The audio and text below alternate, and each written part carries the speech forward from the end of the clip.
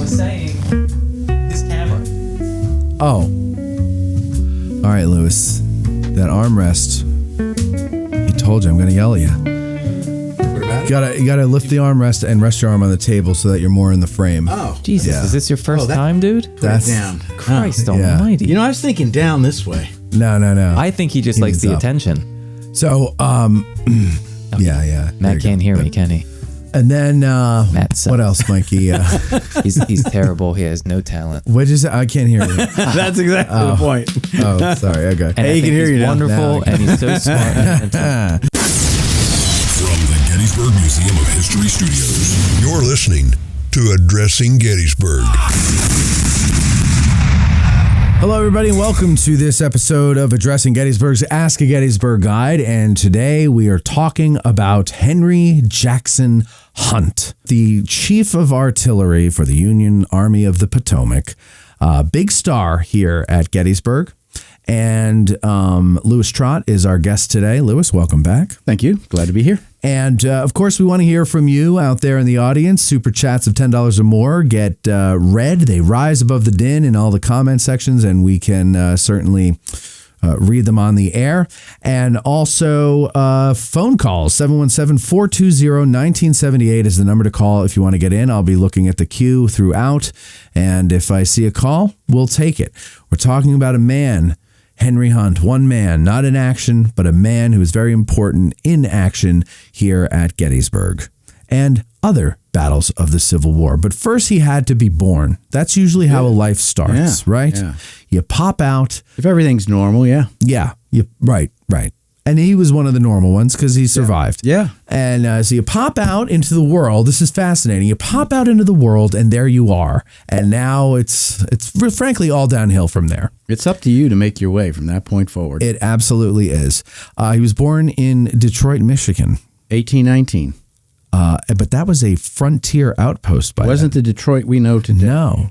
Yeah. Yeah, it was. And who was he born to? Was his father in the army? What was he doing out there? Father was in the army, as was his grandfather. So he comes from a long line of military men. And so I guess his grandfather would have been in the Continental Army? Yep. Okay.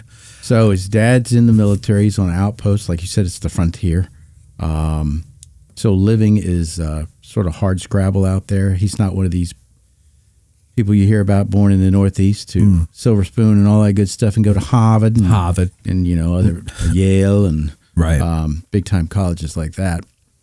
But so life is tough out there, and with the toughness of that, the life expectancy is probably lower out there than it is back east, where you've got more modern facilities for the time. Mm-hmm. So his parents don't last very long after he's born. Oh. And he ends up being an orphan. And so he gets shipped off to other family that actually raises him. I can't remember the age. I think it was around 9 or 10 when all this happened. So it's not right off the bat. Okay. But he's not very old when it happens. He's still a kid, essentially. And so he gets sent off. I think it's an uncle that actually raises him. And wasn't he, because of his grandfather's service in the Army, I think, what is it, like a hereditary member of the Society of Cincinnati in Massachusetts? I think so. Yeah. Yeah. I think I read that somewhere. But it could be because of that. He's got his dad and his grandfather are both in the military, and then this uncle that's raising him probably has connections, but he's able to get into West Point, where congressmen back then had X amount of slots they could provide people to West Point. Right. But you kind of had to know somebody, or you had to be really smart. If you didn't know anybody, with that, Patrick O'Rourke comes to mind, much later, but he's an Irish immigrant. Right. So you have to be strike against him, but he was really, really smart. He takes these. You have to be exceptional. Pre-admission tests, and he gets in. So Hunt has family members that probably know people, plus father, grandfather, like I said, that served in the military. And so he enters West Point, going to graduate in the class of 1839.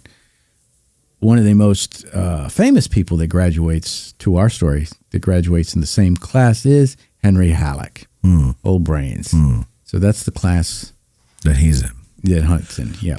When he was a kid, I believe it was before he wasn't even 10, and his father had to go to Kansas on an expedition to, I guess that would eventually lead to Fort Leavenworth. Yeah. Yeah. So I can't imagine that going from Detroit to Kansas back then as a little kid. Yeah, and that's where I think he's moved out there further west when his mom dies and stuff, because he's moving a lot. Yeah.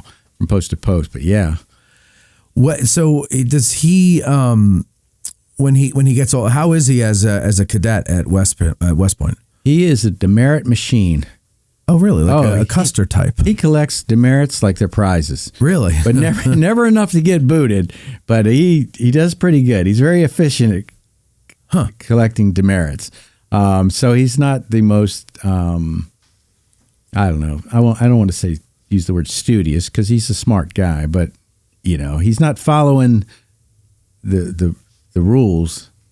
Is he like a prankster like Custer, or is he's doing stuff that he's not supposed to be? Maybe right. Go off and get some alcohol or something. He's late. He's not very good at having a very wrinkle-free uniform.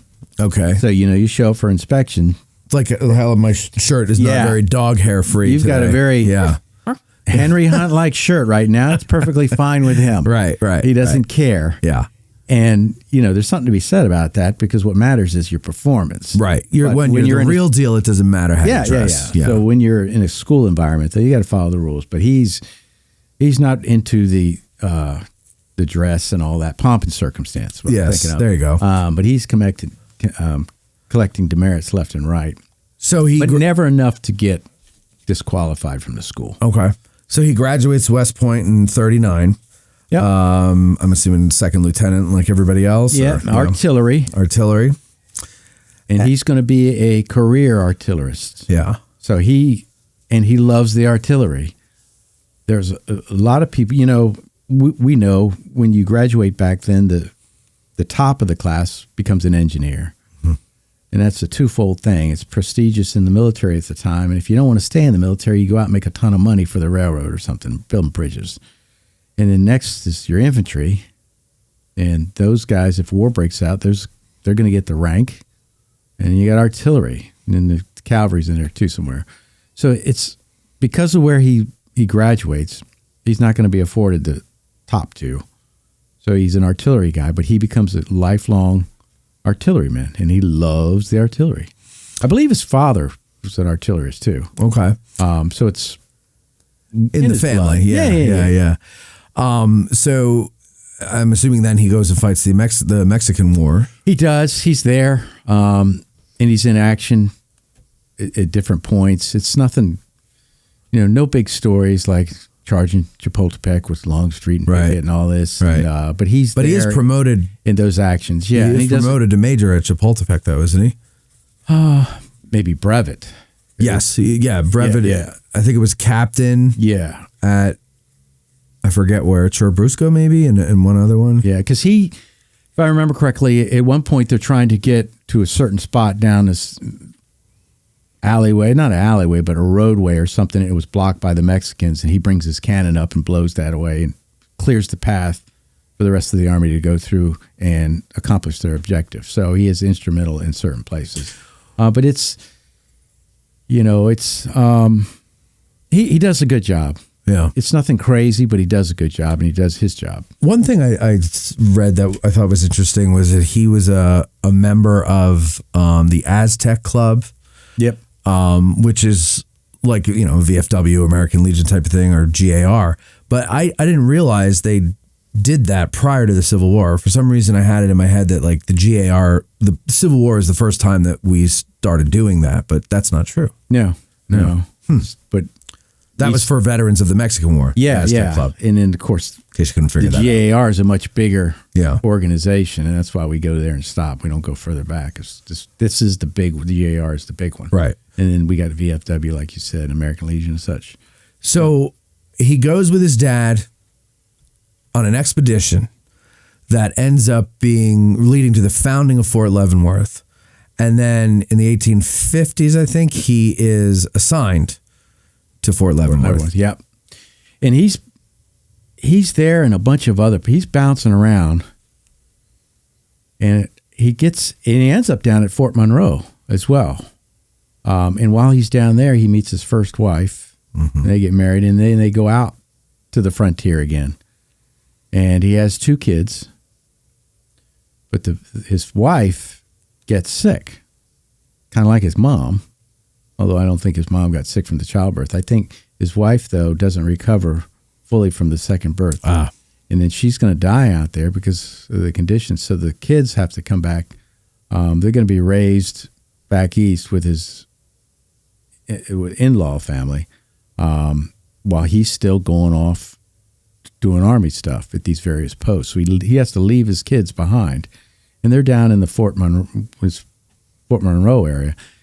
I'm saying all that to say he has spent a considerable amount of time in the South. Not deep South per se, but the South. He's familiar with the Southern environment. And he develops a respect for Southerners and their environment. Not slavery, right. Don't misunderstand or misinterpret. Right. But just the Southerners, the way they conduct themselves. And jumping forward, he does end up being a Democrat in life politically. And, we know they're more inclined to empathize with the Southern way of life, to exclusion of slavery, of course. But he is, like I said, he's very empathetic with them. He likes their way of life. The Southerners he meets and befriends, he is friends with. Beauregard's one of his friends before the war. And that comes around later in life and plays into certain events. I don't want to jump ahead. Okay. But he develops this reputation, for better or worse, of being, and I quote, Southern sympathizer. Okay. But it's because he's spending that's where he's living at the time. That's where the Army has put him, along with being out on the Western frontier. Didn't Sherman kind of have a respect for them too from his experiences down in the Probably. South? Prior to burning it all? Yeah. Yes, Mikey.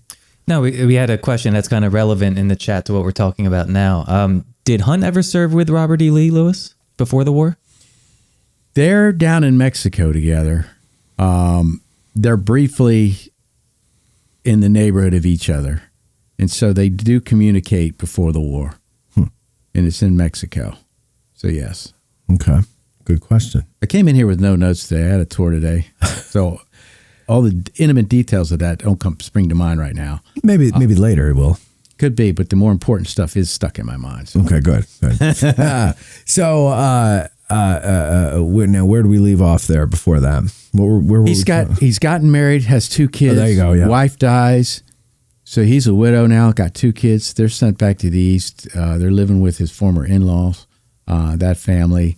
And he is still doing his thing. Now, before the war, shows you how smart he is, he co-authors a manual on artillery instruction.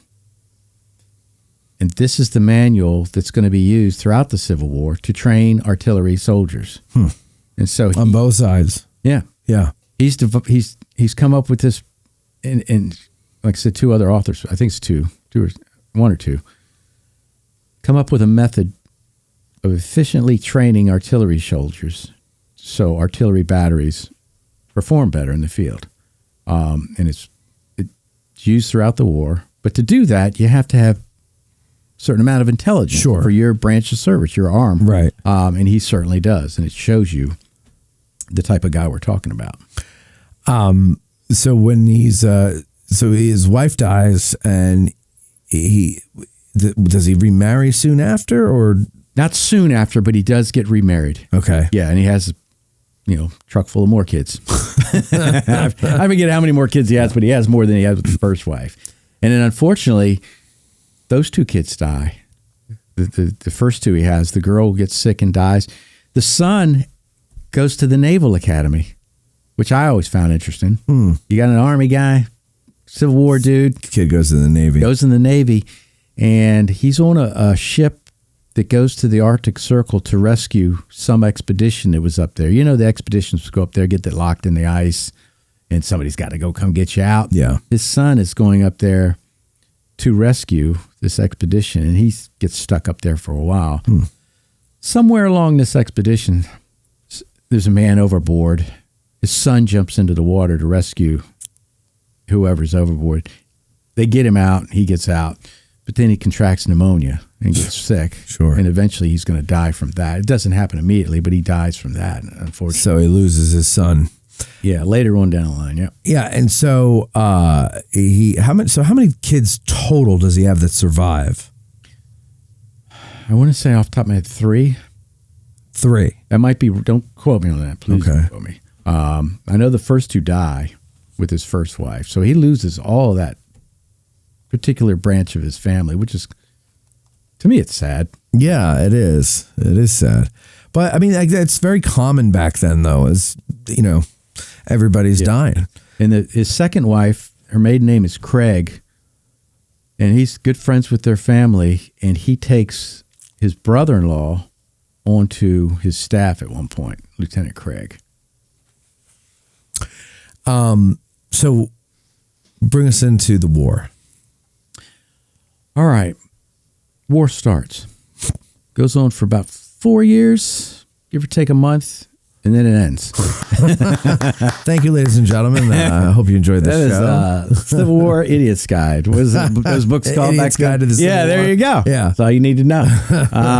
No, the war starts, and Hunt was a regular Army guy, so he's coming in, still artillery.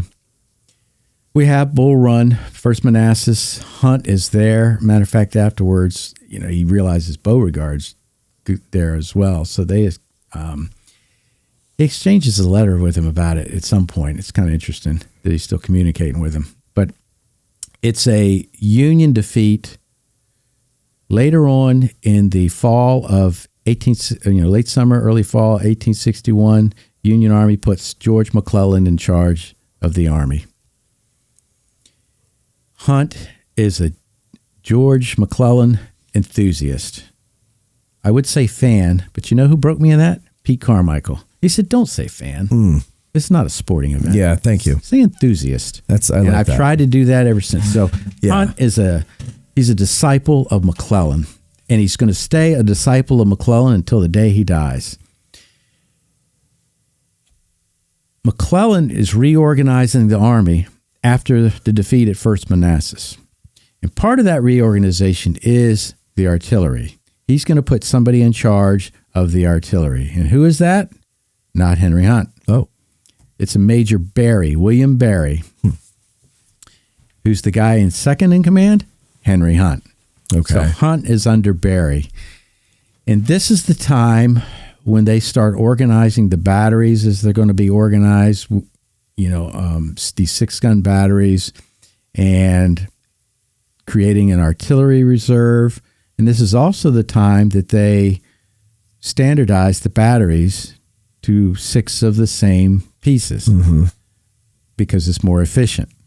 And so all this is coming about. So they had a hodgepodge like the Confederates prior. Yeah, everything was hodgepodge. First Manassas. Yeah, that's why it's kind of a wreck. Right. But this is coming under Barry and Hunt. So it's not just Hunt. People need to realize he's not in control right now. So the Oregon, McClellan is famous for many things, not fighting when he should and being slow and what have you. But what he does do efficiently is reorganize the Army. And he does this a couple different times and get it into fighting form. The story is he's just afraid to fight this thing, this beautiful thing that he's created. And the artillery goes along with that. So that's when they're instituting these changes. And remember, Hunt's one of the guys who wrote the book on how to train artillerists. So they're implementing all that as well. So they can get the most use out of the artillery arm. So now I heard, actually I didn't hear this. I just, 2 things I want to, before we go too far away from a previous question from 6 questions about Hunt knowing Lee. Mike added to your answer that he served with Lee in New York City also when Lee was helping to build fortifications there. and they would attend church services together. And he says, in fact, they developed an inside joke between the two of them about the service. But Mike doesn't tell us what the joke is. We have to figure that out. And then he has another question. He says, I heard that Hunt did not like the 10-pound Parrott rifle. Is that true? Why did he not like that particular cannon? Because they're weak. You got that band on the back. And he actually writes that he doesn't like the 3-inch rifle either. For the same reason? Or no, can't be the same reason. And I forget the quote, but he makes it, I think it might be in the Battles of Leaders articles, but he writes that he doesn't have any real use for the 3-inch rifle. They all like the Napoleons. I was going to say, the more I learn about artillery, while the distance of a rifled piece and the accuracy is maybe more impressive, if I'm on the defensive, I want a Napoleon. You want both. And we'll get to that. Okay. With Pickett's charge. Yeah. Okay. You want both. You want long range and then sure, that makes sense. Range. I understand that. Yeah, sure. And the killing power with the canister and, it's firing that giant ball is greater with the Napoleon. A lot of people didn't like the Parrott guns because the breech area would explode on the crack, and it's just a weaker gun. But the one quote I wrote, so it's not the firepower that's weaker, it's the gun itself that's weaker. Yeah, because of the type of iron. Yeah. And the one quote that I read was he says that he doesn't like the 3-inch rifle, and that's what he calls it, the 3-inch rifle. He could have meant the Parrott gun, but he basically says, I have no need for 3-inch guns. When in reality he does. He needs long range, and he knows this, but he didn't like that particular rifle. Okay. And that kind of surprised me too, because when the government adopts that, that's looked at, the 3-inch rifle is looked at as being a dependable artillery piece versus the Parrott. So the other thing he writes about is how these shady contractors would sell the government types of weapons, and they're very unreliable. Yeah. And yet these shady contractors are making all this money off of the government, and they're not delivering a proper product. Right. Right. That the government thinks they're getting. And so he's very critical of stuff like that. Okay. So I'm sorry. Continue the story. I sidetracked us there. That's okay. Let's see. Where are we at? We're in 1861, coming around to 1862. Nothing's really happening. That's a problem that Lincoln has. He needs stuff to happen. McClellan's going to come up with the idea to sail on down to down the Chesapeake to the peninsula and come up and attack Richmond that way. He sells Lincoln on this idea. And then when they do this, Hunt is with them, and he's engaging, he's doing his part. He's still not in charge of the artillery, but he's up there, and he has a place on the field where he's helping set up artillery lines and such. We know how that went. They get close to Richmond, and then they start coming back down. And then we have, to me, this is the first major highlight of the Civil War with Hunt, is Malvern Hill. Yeah. McClellan's falling back down the peninsula. I think it's John Fitzporter's infantry is the last in line, bringing up the rear. Fitzjohn Porter? Fitzjohn Porter. Yeah. What did I say? John Fitzporter. I was close. I got the Porter right. Had a long day. Porter Fitzjohn. I did. I did a lot of talking this morning. That's no excuse. No excuse. He's falling back, and then McClellan directs Hunt to set up this line of defense as a rear guard. And to me, that's interesting. It's set because he's setting it up to make sure we're not attacked in the rear. You know what I mean? He's trying to get out of there. Right. Hunt's going to set up this very, serious artillery line that a fool would attack. Right. Take what happens? From the rear. Exactly. A fool attacks it. Yeah. I love Robert E. Lee, but that was dumb. Yeah. But it's Hunt. McClellan tells Hunt to set that artillery line up. And Hunt is seen going along the line, make sure all the guns are in place, setting up that artillery line. And, that's a disaster for the Confederates when they attack. So that is really, to me, that's in the Civil War, that is really the first big notable action that Hunt sets up an artillery line that engages the Confederates with serious consequences. Yeah, and isn't it like, doesn't he use, he has like 60 guns or something under his command, but he uses them as like one battery, right? Or something like that? They're lined up pretty much hub to hub, I think. Yeah. And, and they got the high ground. It's foolish to attack. Yes. It looks foolish. Yes. And then I remember reading that the artillery had done so well at Malvern Hill that the infantry didn't really have to do much. No, they like they had just done such a good job at there's infantry there because Porter Fitzjohn is there with no, his name changes every time. I did that one on purpose. Yeah, I figured. But yeah, that's artillery against infantry, and it's not good for the infantry in that case. So that happens. McClellan gets safely off the peninsula, and now what are we going to do? We got to do something. And then you have, at some point around here, William Barry decides to leave that position. He's not told to. He decides to leave the position and go to Washington to be some sort of administrator, still in the artillery arm, I believe, but that in charge, the commander of the artillery now is vacant, and that's when Hunt is put in charge. He's commander of the artillery of the Army of the Potomac by George McClellan, and he's given operational control over all the artillery. You're going to have 2nd Manassas, and then you're going to have Antietam. Nothing notable happens that I can think of with those two. Wasn't he promoted after South Mountain? Hunt? Could be. I think he was. I think he was. Mikey, do you know? No, I do not. I'm doing terrible on this guy. No, I mean these are odd things that I'm throwing out there. Yeah, I tried to get all the Gettysburg stuff down in my mind. Like I said, I didn't bring any notes. Well, that's all right. We can get to Gettysburg then.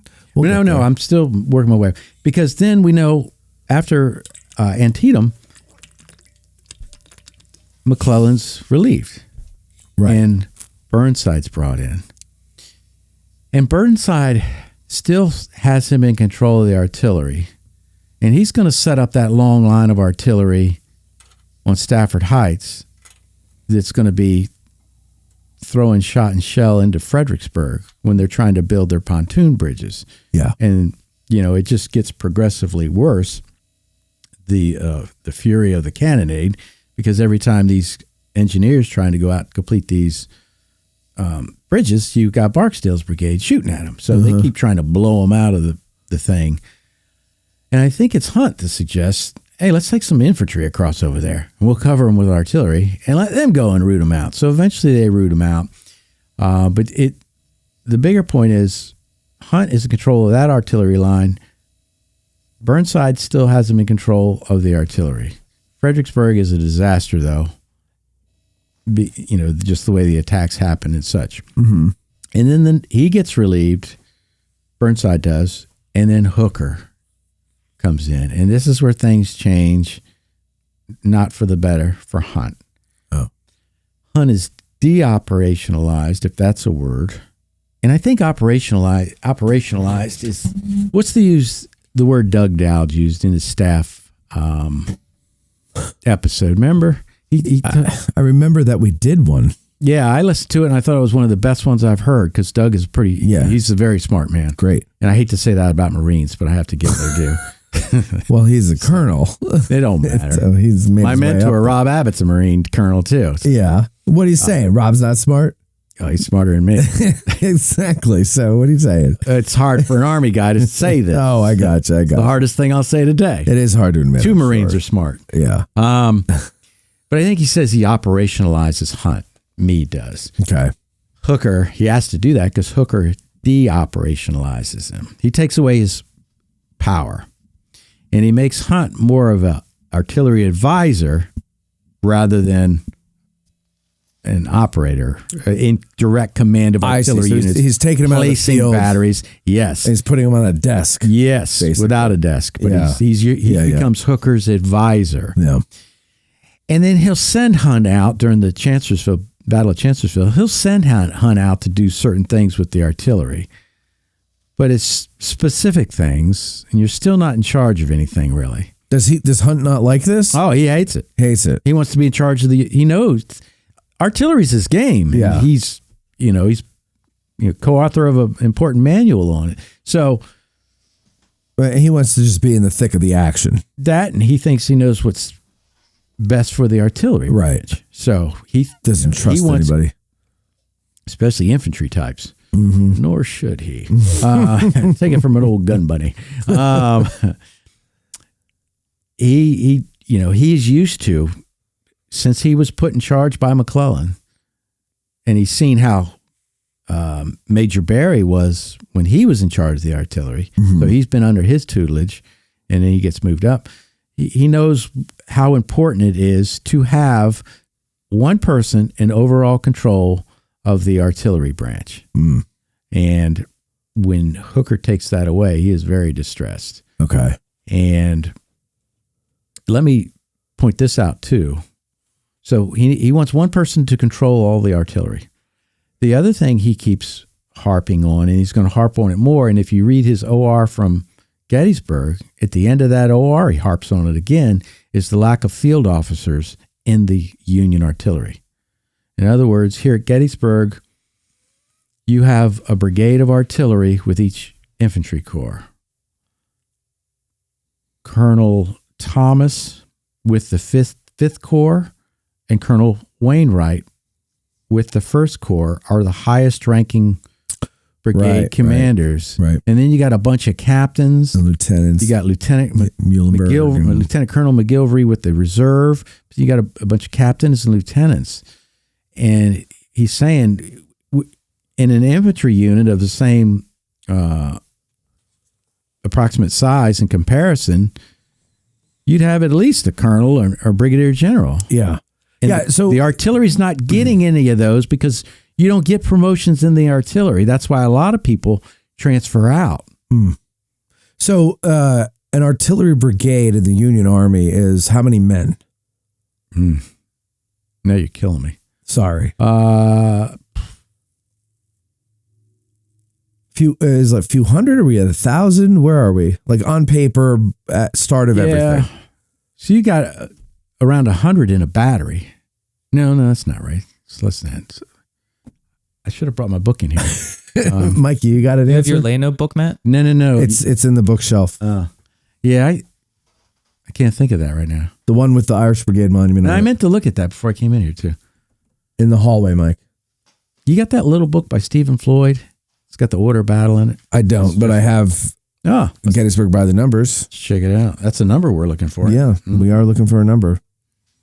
I used to know the answer to this. Yeah. So I'm not asking you to stump you. Normally I would have the answer. Yeah, that's okay. Where's Mike Lentz? I know. Well, I'm waiting. I'm looking to see if Mike's got the answer yet. I admire that guy. I've got some answers. I mean, first one I opened to was, oh my goodness, the microphone's come off. The 12th Corps Brigade had 604 men in it. Okay. Yeah, there we go. So that's about average for all of them. Yeah. All right. And that's commanded by a Major Osborne. Yeah, Thomas Osborne. Very good. This just gives the order. So Lieutenant Muhlenberg, was he in reserve artillery? Who did he belong to? He is no. He's 11th Corps. 11th, okay. Is that right? No. No, well, no. Osborne's 11th. Right. He's 12th Corps. 12th. Yeah. That's what I thought. Okay. Yeah. This just gives names. But the point is, you've got these organizations with a bunch of lower ranking officers in charge of them. And Hunt is pushing and pushing and pushing for slots to be awarded to the artillery branch for field ranking officers because he feels that that's what is needed. And the other point he makes is it keeps highly qualified soldiers in that branch rather than transferring out to the infantry where they can get rank, because soldiers want to move up. Yeah. And so the last bit of his OR regarding Gettysburg, that's what it's about. It has nothing to do with the battle. It's saying these are how many colonels we got, lieutenant colonel, captains, and lieutenants in charge of these brigades. We should have field officers. Mm-hmm. So, I mean, it makes perfect sense. I mean, as I'm looking at this, some of those artillery reserve brigades are 400, 500, 600 men commanded by a captain. Yeah. And he's not just organizing a regiment like, an infantry one would be. He's trying to organize 5 separate organizations, 5 separate batteries. Right. A lot of right. and the big difference between an artillery brigade and a infantry brigade is all that equipment. Mm-hmm. You've got more to look after. Infantry brigade, you're looking after men. They'll clean their own rifles, just keep them fed, keep them supplied with ammunition. In the artillery, you've got horses. Without them, you're not going anywhere. Dead in the You've water. got ammunition, which a couple corps commanders sort of neglect when they get here. And you've got the field pieces themselves, along with all the men. So, so an artillery brigade is smaller than your average infantry brigade. But still, that's a lot of men and a lot of equipment. And basically, what is it, 4 batteries in a Union? Usually, both of them are 4 batteries, Union and Confederate, in a brigade or battalion. I don't know if both are, but the Union, yeah. Okay. You usually have 4 So batteries. You've got 4 batteries, so that's basically like your regiments in a brigade, in an infantry brigade, right? A battery is like a company. So it is a little. So they're not. By calling it a brigade, it's not the same as an infantry or even cavalry brigade. It's in the sense that if the batteries themselves that comprise the brigade are the size of a company, they're not the size of a company, are they? That's why I spit out 100 men per battery. For whatever reason, it came to mind. That sounds low to me, though. That's about right. Is that right? Yeah. In here, yep. Okay. So here's the difference. When I was in the Army, artillery, I was in a battery within a battalion. Yeah. We had 3 batteries in the battalion, and then you had 2 other units, service company and headquarters. That's the maintenance people, chow people, and then headquarters, the officers that are running the show. But you had 3 batteries, and then so that formed a battalion. And then you took the 3 battalions and put them together. That was our brigade. So when I first joined was self-propelled, it was a 4-gun battery. Is that right? No, it was 6-gun. Yeah, it was 6-gun. Yeah, 6-gun. So you had 3 to make up the battalion. That's 18 guns in a battalion. Okay. Later on, when I went airborne and became airborne artillery, we had an 8-gun battery. Still 3 for the battalion. So that's a 24-gun battalion with 3 battalions that was our brigade. So modern times, it's a lot more guns in the brigade. Okay. But back then, you take 4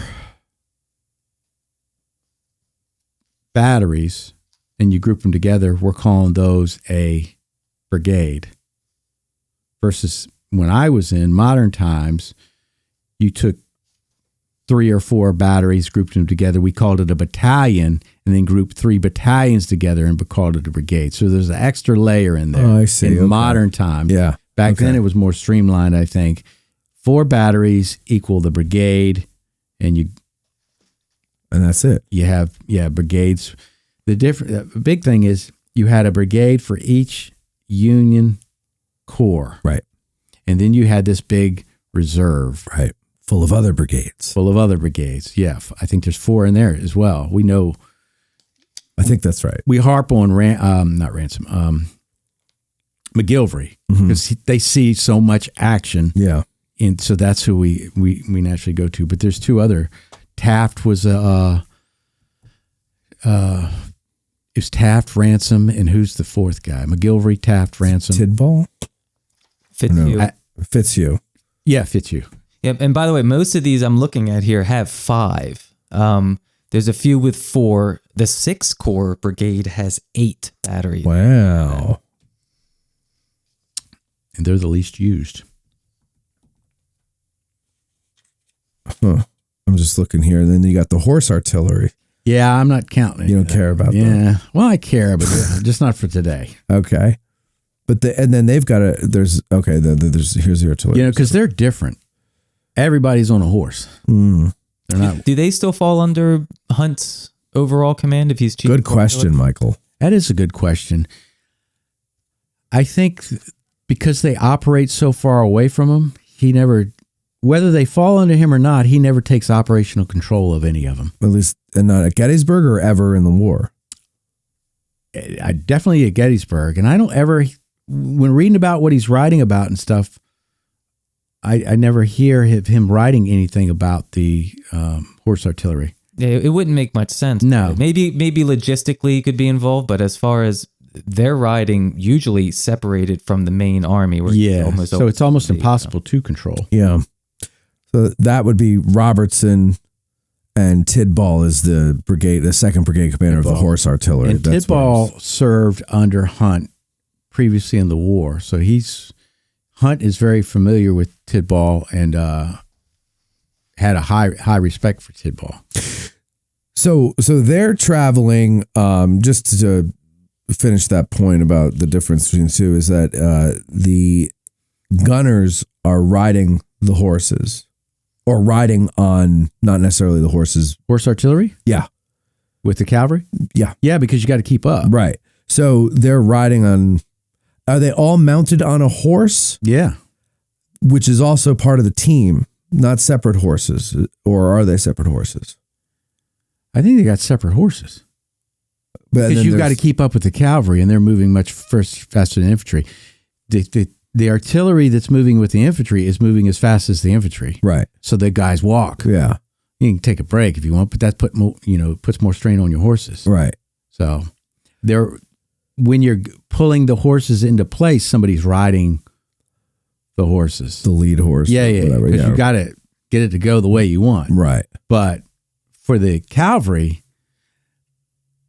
I imagine somebody's probably riding on one of the horses pulling the gun to go the right way. But the cannoneers that are going to operate the gun, for the most part, are on their own horses because you're moving much faster. You got to move at the pace of the cavalry. Right. That's interesting. Okay. So, all right. So now, where do we leave off? Hooker has made Hunt an advisor. Chancellorsville does not go well. And the Gettysburg campaign is going to start early June. Everybody knows that. Mm-hmm. And they're moving up here.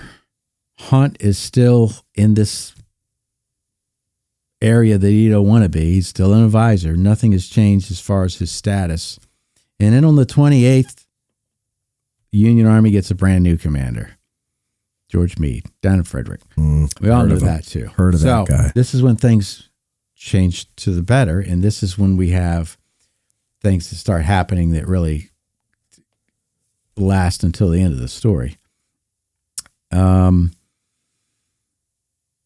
Meade's going to get the army moving up here, looking for the Confederates, keeping them out of D.C. and Baltimore.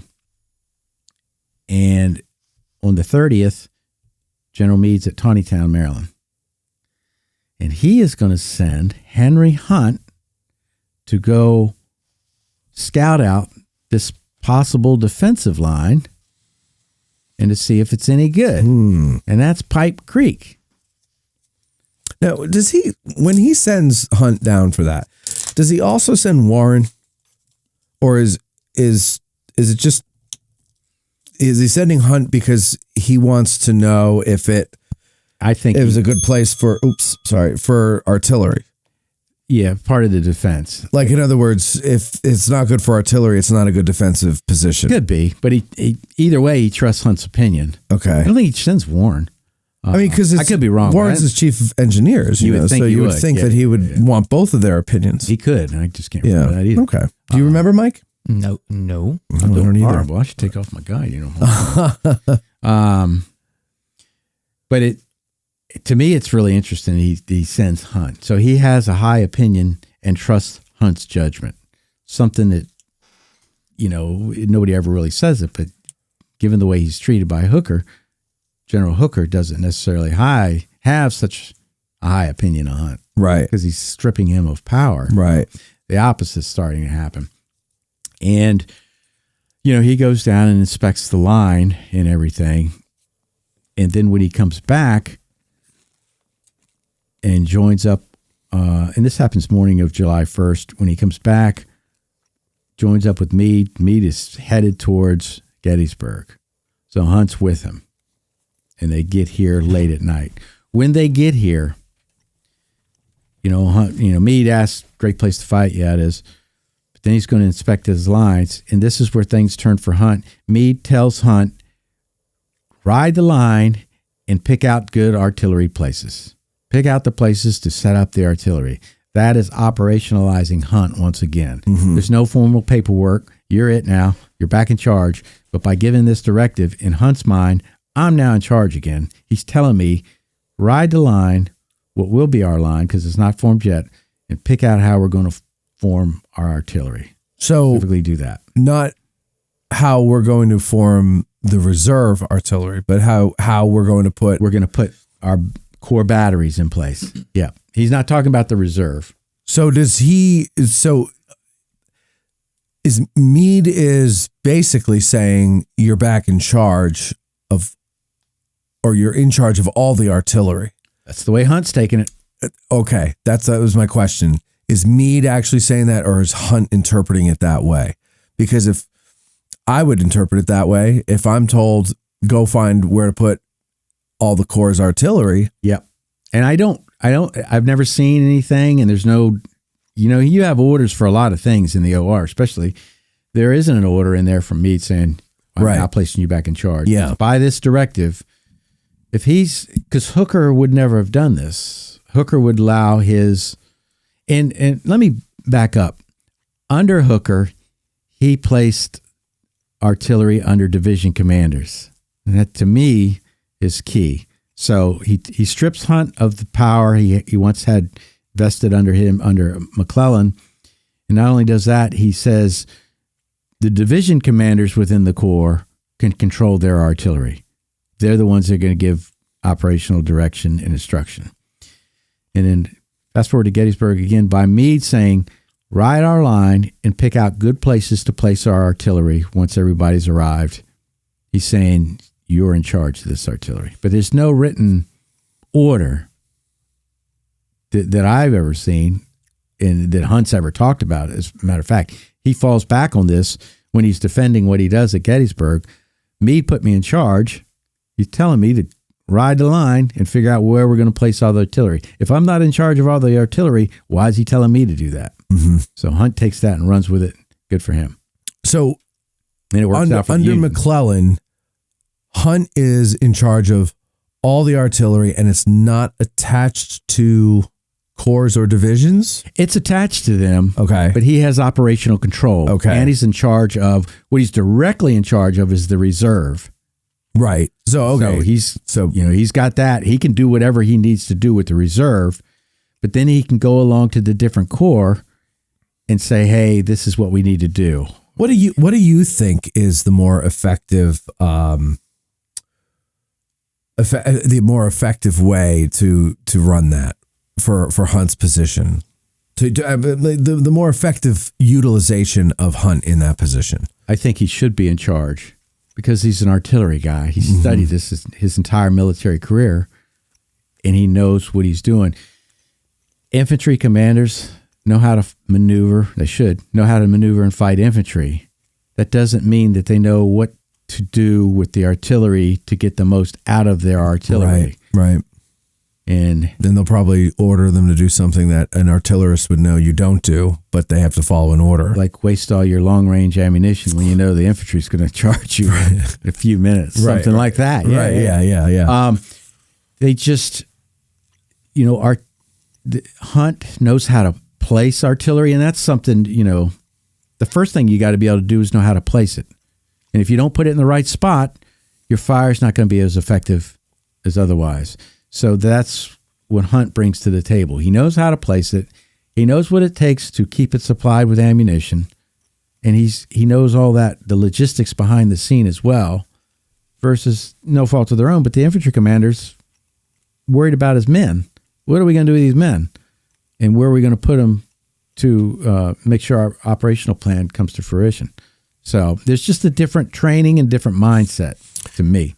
To go back to the Pipe Creek question, 6 question says Humphreys and Warren are sent to check out Pipe Creek line with Hunt, and Rich Snyder confirmed that. So there we go. I rely on the smart people in the world. See, it doesn't matter who's sharing the information, ladies and gentlemen. It's just that we're sharing the information, right? Yeah. And what is Humphreys? He's a man. He's a trained engineer. Oh, he's a trained engineer. You know who doesn't ask him for help? Dan Sickles. Oh, yeah. Yeah. Oh, yeah. That's a whole other ball of wax. It is, and I get tired of it. Old Dan. Yeah. It's tiresome at times. There's 150 some odd thousand human beings who were here at the Battle of Gettysburg, and we tend to talk about the same 5 or 6, don't we? But he has such an impact on the events. Sure. So that's why. Sure. It's fun. He's an easy target. He is an easy target. Thanks, Mike and Rich. Yeah. Okay, so I get by with a little help from my friends. So now is this order from Meade a cause for any headbutting between Hunt and Corps commanders? It will be. Mm-hmm. It will be. Not at first, though. No, because nothing's happened. Okay. So they arrive here on the evening of July 1st. Hunt's riding the line. Meade's riding the line too, and he's got the guy riding behind him drawing the map and trying to figure out how they're going to place the rest of the army once they arrive. But Hunt is specifically trying to figure out how they're going to place their artillery once they arrive. So early morning, July 2nd, the 2nd Corps is going to move into position along the northern portion of Cemetery Ridge. The 3rd Corps is going to arrive, and they do what they do. With both of these corps, when they arrive, they do so without their artillery train. In other words, they have the guns and the ammunition that are required coming along with the guns. Yeah. But all the extra ammunition in their artillery train that they also have, part of their, the wagon trains that hold up everything, they don't have those. So they don't have all the ammunition they should have. Okay. Later on in the day, the artillery reserve is going to arrive. They're under Robert Tyler. Hunt's in overall command. Tyler is in charge of the artillery reserve. And that's those 4 brigades that we talked about when we talked about the different brigades. So they arrive. Unbeknownst to George Meade and anybody else that's in charge, Hunt has created the special ammunition train with 20 extra rounds for every Union gun in the Army that they bring here. Huh. You think that comes in handy when 2 corps don't bring up all their ammunition when they get here and this battle breaks out. Right. And so who are they going to look to? Old Henry. Old Henry. And because of all that, the way things turn out, I think that's one of the most important things he does. You might not know it at the time, but again, it goes back to the difference between if you're an infantry commander, what do you know or you should know? Infantry tactics, how to fight your men. When you're strictly an artillery officer, you know artillery. Hunt knows that we probably, if we have a major battle up here, we're probably going to use some extra ammunition or could use some extra ammunition. That's why he has the foresight to bring this extra train that he cobbles together on his own. Again, Meade doesn't know about this. He's done this on his own, right? Secretly to bring up here. He probably does it because he doesn't want to ask and get told no. Right. So do it now and ask for forgiveness. Exactly. Yeah, that's the best way to go, I find. Yeah.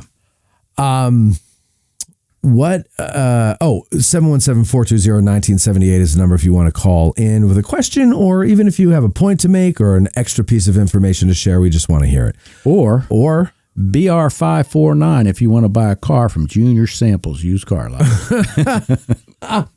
What's that from? Hee-haw. Oh, God.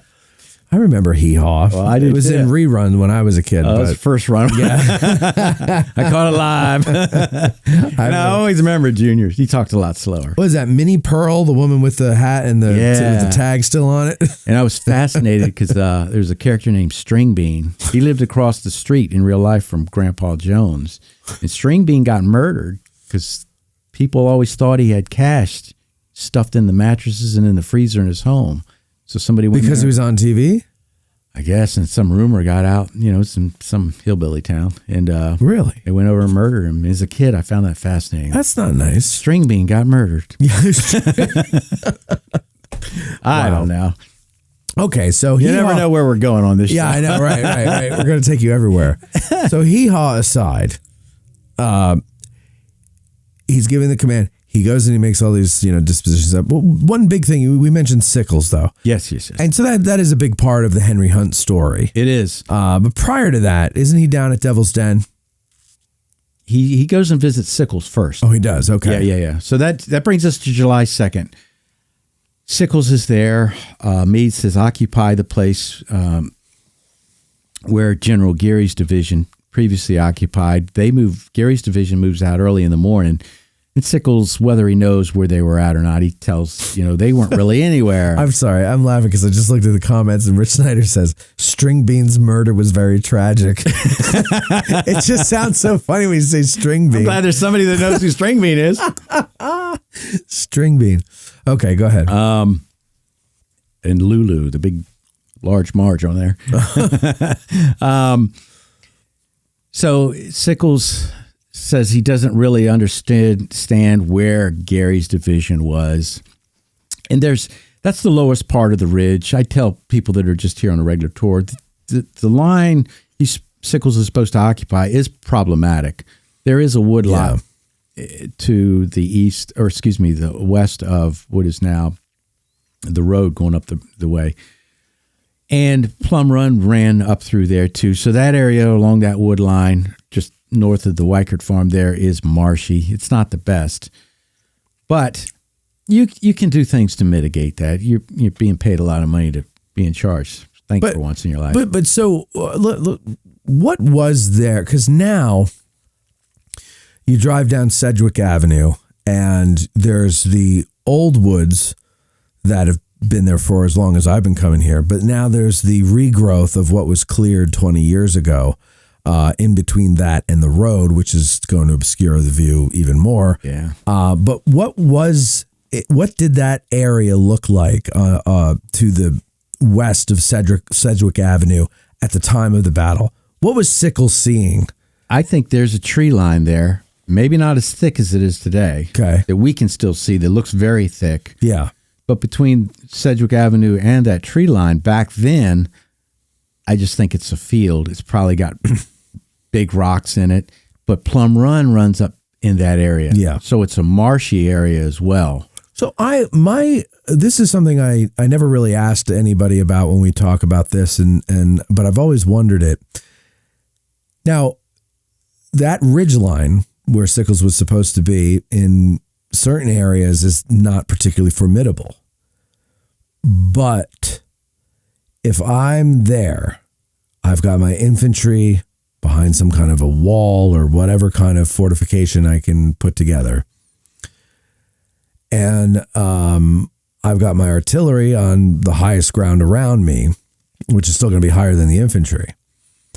That marshy area, those woods, they're going to slow the Confederate advance, and I can fire my artillery into those woods and knock some limbs down on whoever is in there. And then there's another, because as I recall, that field that's now full of saplings and is about to be woods again is kind of marshy still there, isn't it? It's probably. I haven't walked out there in a long time. I seem to remember it was. I could be mistaken, but I've been out there a couple times when it was a clear field.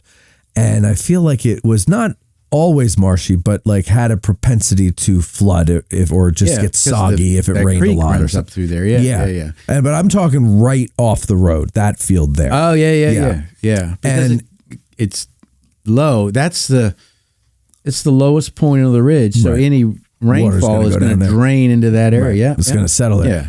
So I'm thinking that's a perfect quagmire for whoever's coming at me, at least in that sector of the line. Before they even get within effective musket range, I could start tearing them up with my artillery in the woods. Yeah. And on a smaller scale, that happens, not with artillery, but this quagmire at the southern end of Stony Hill. They talk about that being a quagmire and soldiers getting killed, and they're still standing and they're stuck in the mud. Yes. I forgot that. Yes. I talked about this when we did the anniversary show.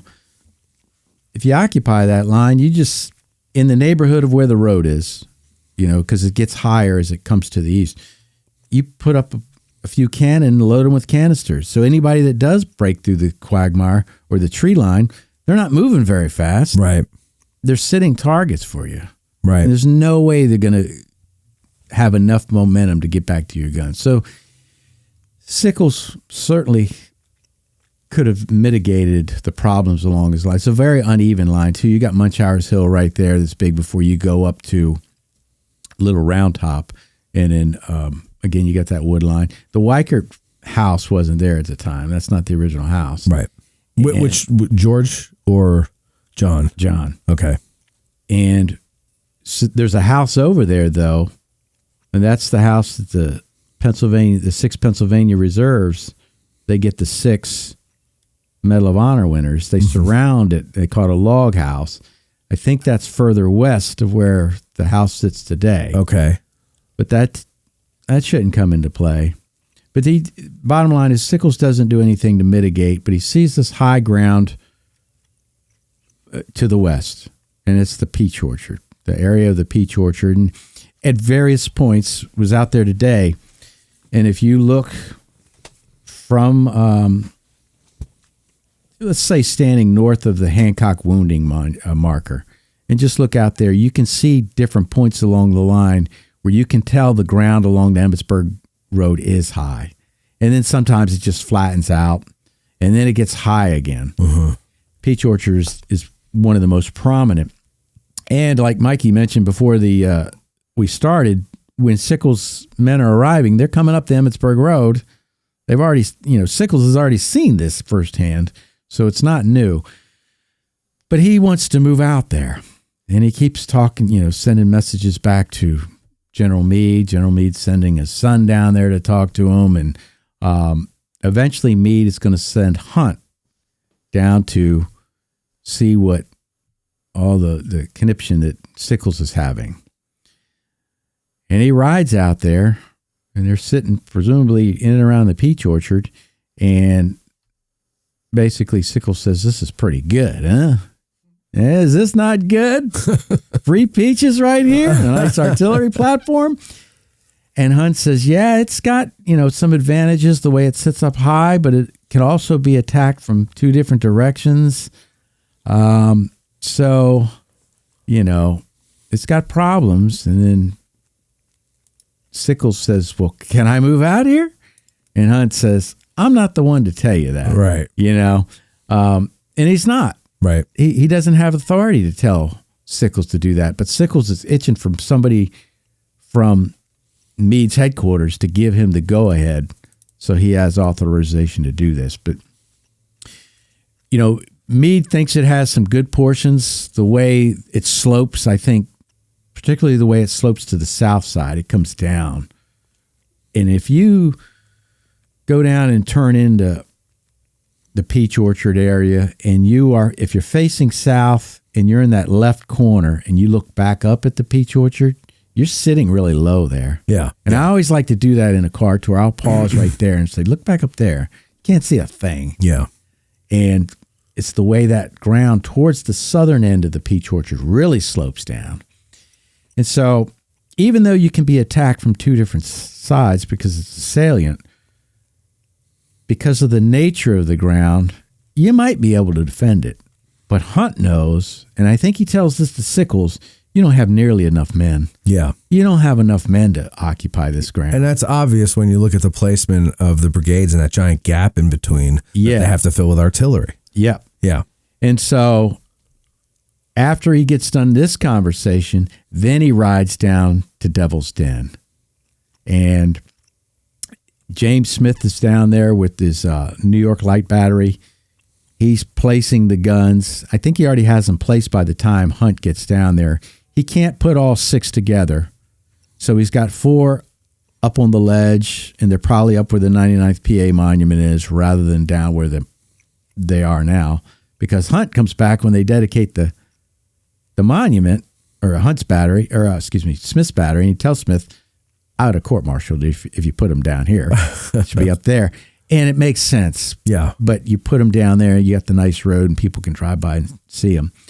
But he puts those 4 there, Smith does, and then he has to put the other 2 behind his left rear, covering that valley. Yeah. Plum Run Valley. The opening where the road goes through, where the parking lot is. Yeah, and eventually the 40th New York, the Mozart Regiment is going to come down there. Yep. And plug that gap.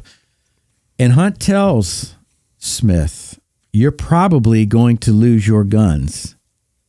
And I was talking about this with a gentleman today, and I think I like to do it publicly. Thank Mike Rupert for, he couldn't do a tour, so he had the people contact me. Oh, nice. So that's how, he's very generous.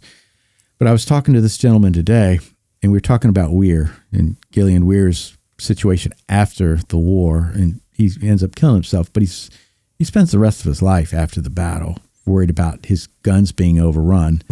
Yeah. And he gets them back. Right. They're not captured.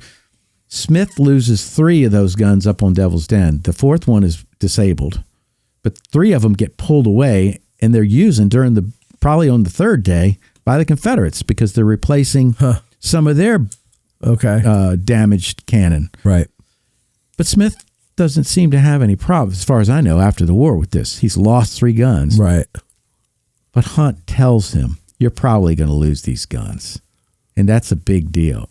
To have the artillery commander say this, that sort of gives you cover for the rest of the Yeah, right. And it's unfortunate that we're a regular Army soldier, and, Hunt, Warren, Weir, they're all regular Army soldiers that after the war they fought various demons for various reasons. They could not let it go because the honor that they had, they feel has been impeached, and they can't let it go. Yeah. And to me, it's different than a Joshua Chamberlain. I'm just throwing his name because he's a volunteer.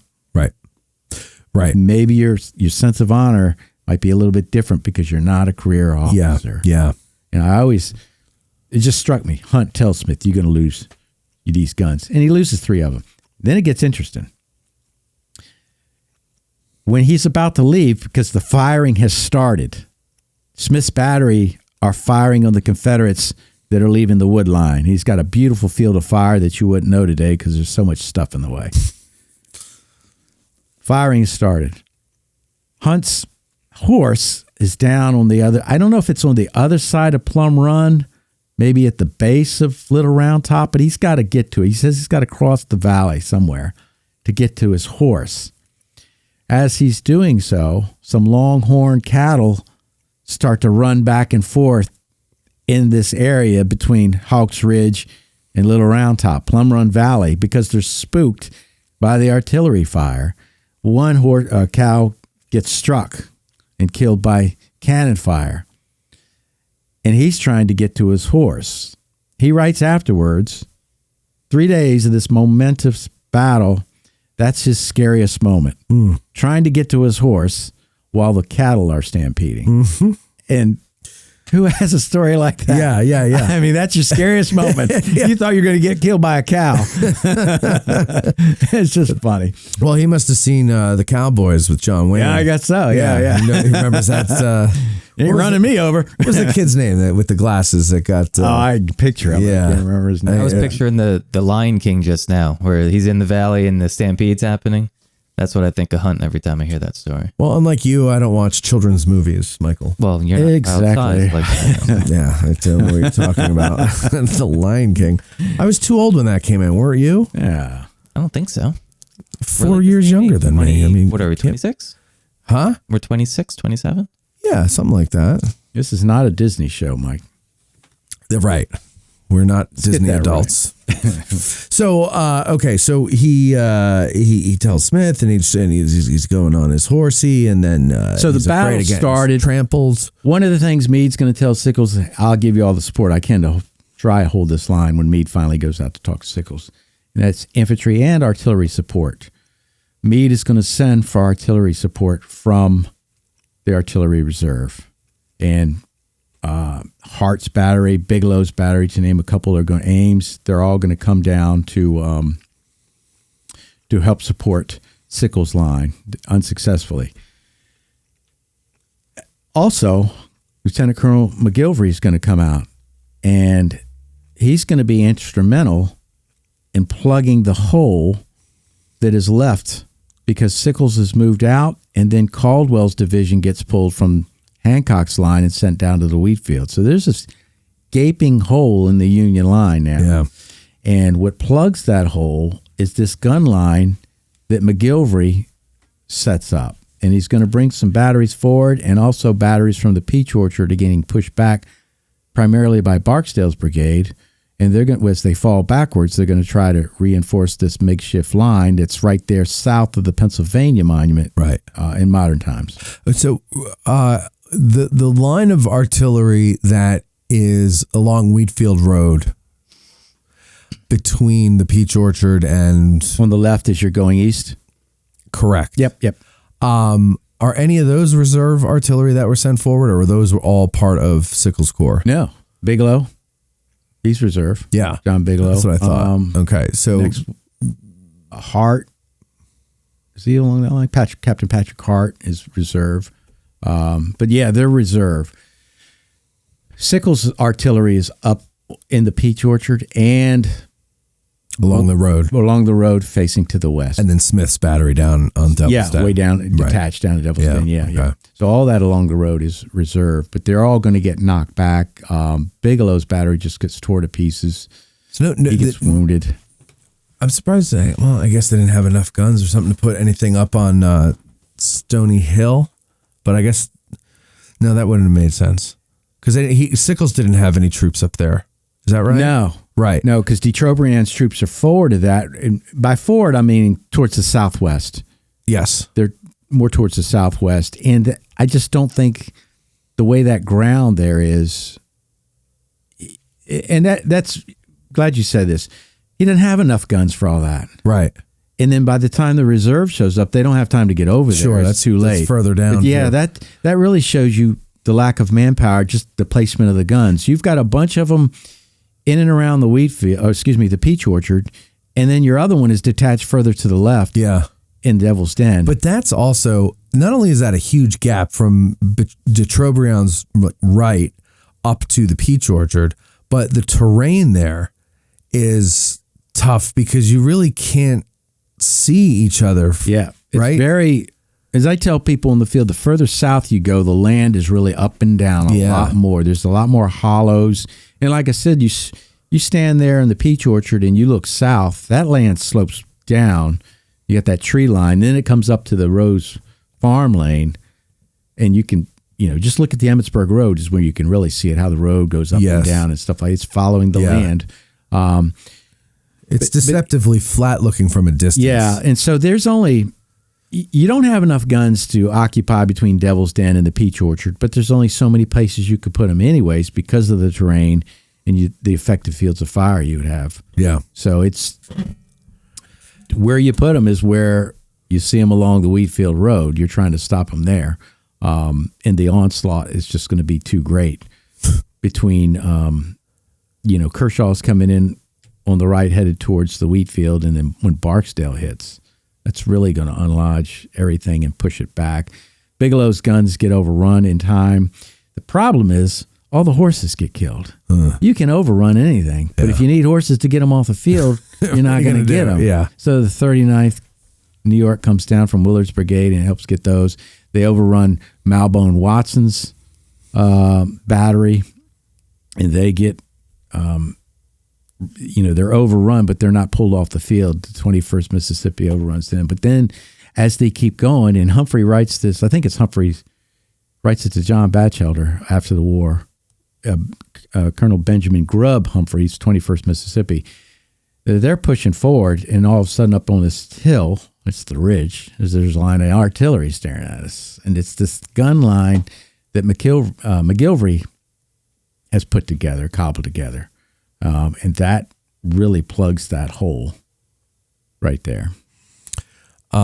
Rich Snyder says, I must confess I took my kids to see Lion King and became a fan myself. So there you go, Michael. I forgive Rich. Oh, Can you feel the love I'm in the tonight? right on this. It's You're in the right. grumpy old guys that are in the wrong. Look, I love real Disney stuff. Walt had a hand in, Pirates Daniel of the Boone Caribbean. on Sunday nights. Yeah.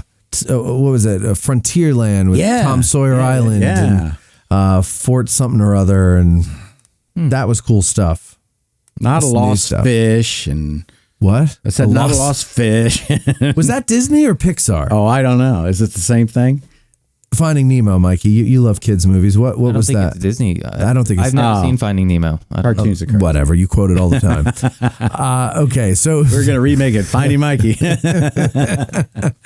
all right, so Well, let me get back yeah, go ahead. to, and I just thought of this now.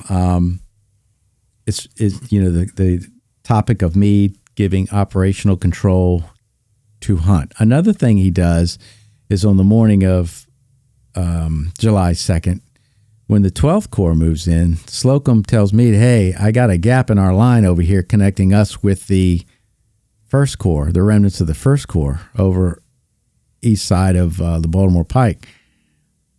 I need help. Mm-hmm. Meade tells Hunt to fill that gap with artillery. Mm. So he's giving him direct control. I skipped that little tidbit.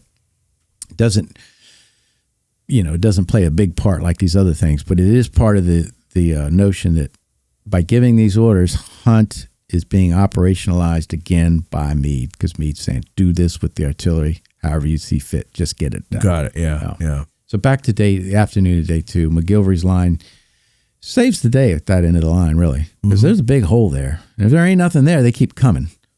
Willard's brigade comes down there. 1st Minnesota goes forward. 19th Maine goes across. So you do eventually have infantry coming, but if they don't get there in time and that artillery is not there to slow and further devastate these brigades coming across, who knows what will happen. So, and that pretty much ends it for day 2? With Hunt, yeah, that's the big action. There's other fighting, of course, but that is the main areas that Hunt has his hand in.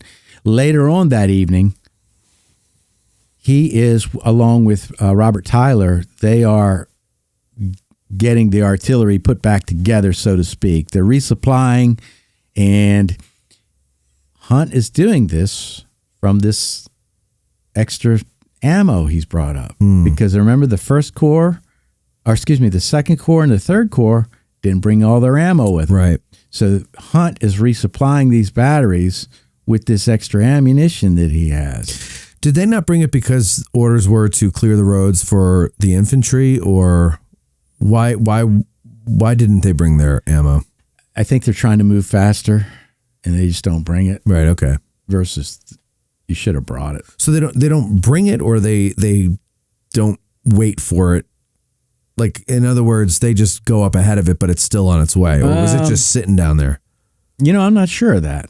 Okay. I just know they don't have it. Yeah, and they're in need of ammunition, and they get the ammunition from Hunt. Okay. And the one who plays into this is Hancock, 2nd Corps commander. He doesn't have all his ammunition. Mm-hmm. Where is he getting resupplied from then? Henry Hunt. Yeah. Who's going to be his antagonist later on in life.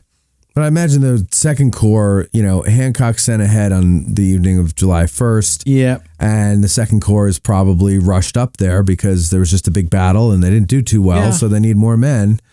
And so it was just like, move the infantry. Same thing probably with the 3rd Corps. I mean, things were so ambiguous about what Sickles thought he was supposed to do. I mean, he leaves Burling's brigade, in the back. That's why they show up so late. Yeah. So. Yeah. That could be. But still, you've got time to bring it up later on in the day. Right. It could still get there. Right. They don't start fighting until late in the afternoon. So, but whatever reason, I'm not sure the exact, whether they purposely left it to, we're not going to need this, or we got to get moving.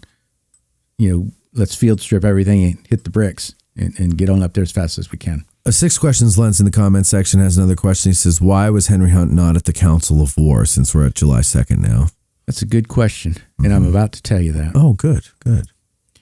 Remember, before we got started on the ammunition trains, after things settled down on July 2nd, him and Tyler are refitting, replacing damaged guns, resupplying, and doing, getting everything back together that's been messed up because of this big battle.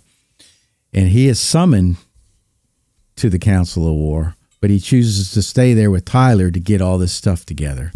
And says he's not going.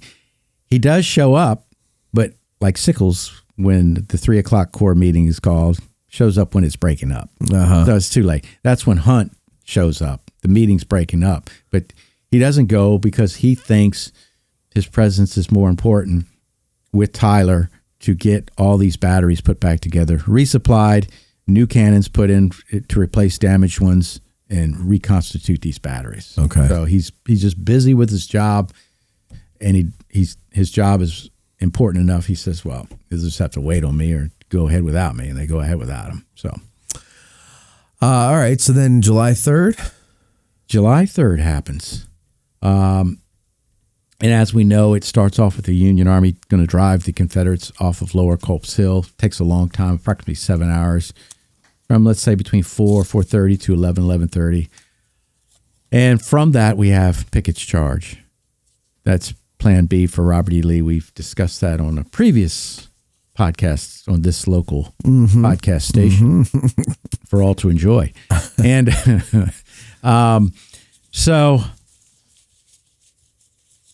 Hunt talks about, and I said this today to the gentleman I was with, there's a couple things I'd like to see during the battle if I could go back in time. None of them are battle related. They're battle related, but it's not actual fighting. It's one of them is to watch the Confederates set up their line of artillery in preparation for Pickett's charge. I just want to get a lawn chair and watch them set up all their guns because so many people talk about, well, look at them. And then Alexander says, they just let us do it. Yeah. Plain sight. Right. I always wondered that too. Like that seemed odd to me that they weren't trying to, fire at them with their artillery to pick them off. Seemed odd with Alexander too. And I think that goes back to Hunt was very cognizant of the cost of artillery rounds and the waste. And there has been different times during the war that artillery batteries would just fire. Yeah. Fire as fast as they can. They are not checking to see the results of their fire, to see if they need to adjust fire, and it becomes a giant waste. I think this comes from Pickett's charge. Doesn't he admonish a young man, are you aware that every round you fire costs $2.67? Yeah. So...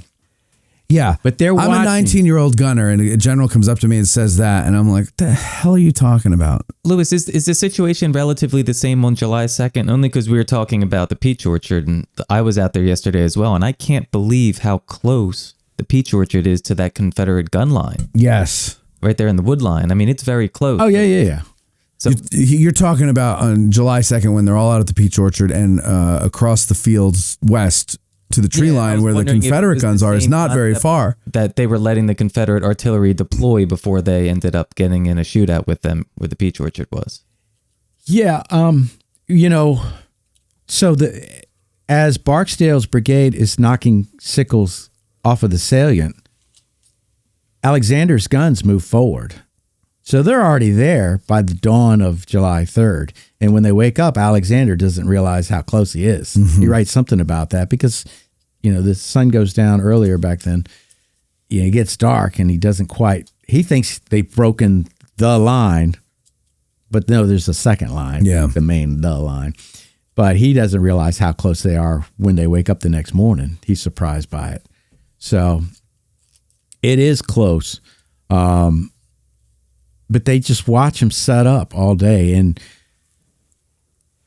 Hunt comes up with 3 viable reasons what they're doing. They are setting up in case the Union Army decides to charge. They are setting up preparatory to their own assault, and that's what's going to happen. And what's the third one, which is actually the middle one? I went from 1 to 3 with skipping the second one. There's 3 reasons he comes up with. They're setting up. Give them again. One is they're setting up thinking the Union Army might charge them. So they're setting up a defensive line. The third option is what happens. They're setting up to fire on us preparatory to their own charge. And the middle one just slipped Could it be my mind. masking for a withdrawal or something? Could be something like that. I can't remember that second one. And I had it because I would only tell you there's two if I didn't remember the third one. Yeah, that's... Either way, they watch him set up. And then logically, Hunt comes to the conclusion, this is for a cannonade on our line. They're going to attack one more time.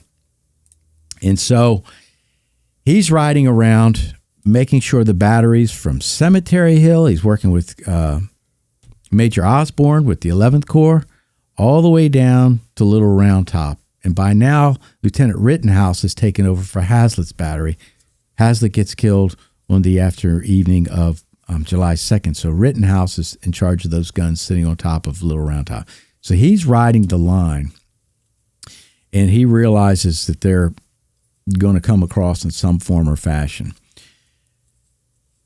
When he's doing this, he tells all the battery commanders as he's riding the line, when this cannonade starts that we know is coming, wait 15 or 20 minutes before you respond. And when you respond, do so very determinedly, meaning pick a target of one of these batteries that seems to be doing effective work, target that battery and that battery alone until you disable that battery, and then move on to the next one. But fire very deliberately and don't waste ammunition. And he tells them, any guns that run out of ammunition, as if in an effort, if we run out of ammunition, we're going to pull out of here. You're going to stay there and we're going to resupply you. So evidently, Hunt comes to the conclusion that some batteries just fire away to run out, and then they leave because they don't have any ammunition to replace by another battery. But it says, fire very deliberately, pick a target that's doing effective work, fire at them to disable that target alone, and then move on to another one. But wait 15 to 20 minutes before you begin to fire. And he rides from the north end, like I said, Cemetery Hill, and Osborne's in agreement. That's one thing. He has a great working relationship with all these brigade commanders of the 7th Corps. Yeah. He gets along with all of them. Some of them at Gettysburg he doesn't have to do anything with. Thomas with the 6th Corps, for one. But he does that, and by the time he gets up to Little Round Top, and he's talking to Rittenhouse, about then the cannonade opens up. So that's where he's at a little after 1 o'clock when the Confederates start firing. That would be an interesting place to observe. I'd like to see that too. That's the only battle action I'd have. I'd like to see the cannonade and then see Pickett's men start to come across. From Little Round Top. From Little Round Top. And Meade is up there at one point. Yeah. But that's where Hunt is when it starts. And at some point, he notices that the batteries in the 2nd Corps are just firing away. And they're not conforming to Hunt's instruction to wait and allow this to play out a little bit. Because Hunt is also sure that this is preparatory to an infantry charge. And he thinks his artillery can stop that infantry charge by first using long-range ammunition, and then when they get closer, use your canister. And so they won't get to the Union infantry line. We can stop them before they get there. And so that's why he's holding back the ammunition. He doesn't want all this firing. But the 2nd Corps is firing. And, of course, that's Hancock saying, if they're firing on my boys, I got to fire back. Fire back. Yeah, absolutely. And this goes back to, and this is a case where Hancock thinks he knows best. So I'm going to backtrack a little bit. I'm going to go to Hooker. When Hooker had command of the Army of the Potomac at Chancellorsville, division commanders had charge over their artillery. What was Hancock? He was the division commander. Yeah. He's used to having control over his artillery. Okay. And so I think that's part of the problem. Sure. But also, why would you attach artillery to the Corps if you don't want the Corps commander to have control over the artillery of his Corps? you attach it to the Corps so it travels with the Corps so you have it. Okay. In other words, if the Corps doesn't have the artillery first day, Reynolds arrives on the field on the first day. Yeah. He doesn't have his artillery. So, that makes sense. You got to wait. Yeah. So it's local to the infantry, but Hunt isn't there on July 1st. So Reynolds or whoever is going to have to command the artillery. Yeah. Right? I mean, obviously not directly, but they're going to give orders to the artillery commander. It's a little like this, I think. And these are the best words I can come up with. Tactically, your artillery brigade commander has control of the artillery within the Corps. Right. Now, he's receiving instructions from the Corps commander, but that artillery brigade commander knows how to employ the weapons to best effect. Sure. Strategically, Hunt has control over all the artillery in the Army of the Potomac. He has control. He knows the big picture for all the batteries. Sure, okay. And when he needs to move one battery here or resupply it, he has the control to do that without having to go through any Corps commander. So when the Army is not all together, let's say the 2nd Corps gets caught somewhere, or like we talked about with the 1st Corps and the 11th Corps, right? They're separated from the Army. Essentially, they are the Army at that battle. Yep. So the local commanders are going to have control over what the artillery brigades do, leaving it to the artillery brigade commander to work out the details. In that instance, the artillery brigade commander has tactical control, and then the Corps commander has strategic. Strategic. Yeah. So, but on that level, when the Army is together, then it's kind of like your artillery isn't quite your artillery because it's needed for the betterment of the Army, or not the betterment, but the good of the Army. Yeah, and it's not just the fighting; it's the ordnance stuff that goes along with it, resupplying it.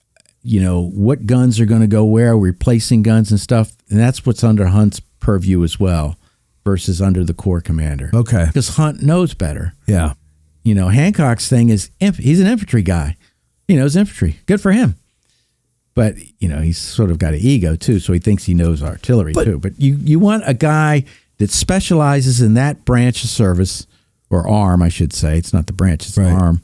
And you give them overall tactical control once the whole Army is there and set up, and you give them strategic control as far as resupply, all the ordnance stuff that they need, the big supply train and all that. They're in charge of all that. Now they have underlings they're instructed to do whatever. But Hunt has all that under his purview. But so you say Hancock's an infantry officer and, you know, what does he know about artillery? But I would imagine, though, that you do know in principle what to do with the artillery. He does, but does he know how to most effectively use it? And he proves that on July 3rd. Right. Because this is opinion, the way Hunt manages that is right. And here's where it gets interesting. So the Second Corps is firing and firing and firing. Hunt is going to ride over there and figure out what's going on. At some point, Hancock rides down to McGilvery's gun line, and he tells one of the battery commanders down there to start firing because they're not firing yet. They're under orders from Hunt. And it takes Hunt years after the war to figure out who this is. And he finally decides it's Captain Patrick Hart. That's who Hancock tells, what are you doing? And then they sort of start firing, but as soon as Hancock leaves, they stop again. Okay. But Hunt is riding the line, and he's looking for Meade because he wants Meade to say, hey, we need to stop firing and get their infantry ready to come across. And so he can't find Meade, but then he's riding further south again. Meade's riding around. He runs to, I think he was a major at the time, Major Bingham. And he's the guy that meets Armistead when he comes across the wall. But he's an aide of Hancock. You mean it wasn't Tom Chamberlain? No. What the? I know. I've been lied to all these years. What is that about? Since 1993. Yeah. Clearly never seen the movie. Yeah. Because the movie says something completely different. Oh, well.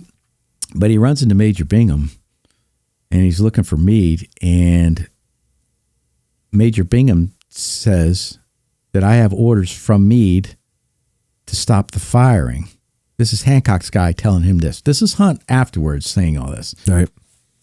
Hancock's aide is telling me that Meade has directed him to tell me to get these people to stop firing, and let's wait and save our fire for the infantry to come across. So that's what Hunt is trying to do. Finally, the cannonade is over. That infantry does step out, and Union artillery just starts plugging big holes in these lines from Little Round Top all the way up to about the Second Corps line. The Second Corps, it seems, has run out of long-range ammunition. So they're not doing, Osborne's men on his artillerists on Cemetery Hill, they're opening up and plugging the big holes. But Hancock's men run out of long-range ammunition. And they've got canister. And so what do? You got to wait for him to get close enough to use your canister. And that allows him to get close, cross the road. Now they're being hit with infantry fire, but on they come, and lo and behold, they get to the wall right there at Cushing's guns. Only 2 guns there. Yeah. But they cross the wall, and they're trying to use it. There's not enough of them to do anything. But no other place. Now, where Hunt is wrong, Pickett's men are coming across, and then they turn. Right. And I'm doing this. I'm looking west. They're coming towards me, and then they turn to my right. And that's by design. Right. They're closing the gap. Hunt thinks that it's McGilvery's gun line that turns them that way. Right. It's by design. But still, if they do keep coming forward with that gun line, they're just going to be tore up. Yeah. But that's what happens, and that creates a lot of angst and antagonism from now till the end of Hunt's life, unfortunately. Yeah. And I say unfortunately because, again, him, Warren, and Gillian Weir, they spend the rest of their lives fretting over this stuff. And it doesn't happen automatically with Hunt. But once it starts, it becomes this overriding where it overshadows every other thing you do.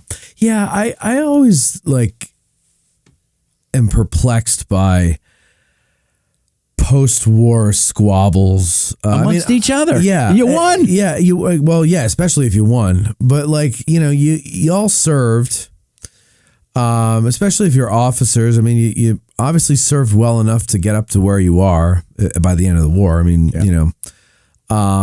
and I don't know if it's sad or kind of pathetic. I don't know what the word is that it makes me feel when I hear about people doing that. Because it's such a horrible thing, war. And, you give your all, you do your best. Yeah. And the only person who's perfect in a battle is the person who's either never been in one and looks at it with hindsight, or the person who has been in one but has some kind of an axe to grind afterwards and is just really, just doesn't respect the service of his fellow officer or soldier or whatever it may be, I think it's really sad. It is sad. I think there's that extra part of, when you are an officer and you're commanding men and you're basically tasked with obviously a job to do, but also their lives. Any failure on your part is probably harder to get over. Knowing it might have cost men. Well, that was the other thing I was going to say is if you're an officer, there's probably a good, healthy dosage of ego involved in that whole thing. Yeah. Whereas the average soldier, I think, has a little bit more respect for his fellow ranks. Yeah. So, and during this, again, it's Hunt who's resupplying the artillery and all that, but that pretty much ends the Battle of Gettysburg portion of this. All right. And then afterwards? Afterwards, we have the couple campaigns. They're clearly not as big as the Gettysburg campaign down in Virginia to close out 1863. Going into 1864, of course, General Grant comes east, takes charge of all the armies, travels with the Army of the Potomac. Meade's still in charge. But they start that campaign off in the wilderness. What's no good in the wilderness? Artillery. Mm-hmm. So Hunt hasn't been disposed of his title of chief of artillery or anything, but they're just not using the artillery like they had been in these big set battles that had happened previously in the war. And what does happen, though, somewhere along the line, Grant decides to disband the artillery reserve. And that is Hunt's baby. Yeah. So he's kind of distressed over that. But then when they get down to Petersburg, and I'm really moving forward here because I want to get to the, after. Yeah, the questions. That and the Hunt's later years. Oh, gotcha. The questions, too. We have 72 questions. 60 of them are from 6 questions. 6 questions, yes. Call them 70 questions. 70 questions. But he eventually, Grant is going to put Hunt in charge of the siege artillery around Petersburg. Mm-hmm. So he's still given operational authority over some of the artillery, but it's part of the siege. And, that lasts through the winter months of 1864. 1865, they finally start to maneuver again, and the war is going to come to an end. So the war is done. Hunt stays in the Army. Hunt is he's a brevet. He's a brigadier general in charge of volunteers in the wartime Army. That is not the same rank he holds in the regular Army. Right. And so once the war is done and everything goes back to being a peacetime Army, all of these officers that stay in, they revert to their regular rank. And Hunt's rank is either, I can't remember at this point, major or lieutenant colonel. It's certainly not brigadier general. It's colonel. Colonel. Or lieutenant, but it's not major. He retires as a colonel. I know that. Yeah. So I'm not. It's either a lieutenant colonel or a colonel. Yeah. I feel like I heard it was full colonel. And he's going to get promoted to full colonel before he retires. Yeah, Hunt became colonel of the 5th U.S. Artillery. Yeah. In 1866. Yeah. So after the war, he's lieutenant colonel. No.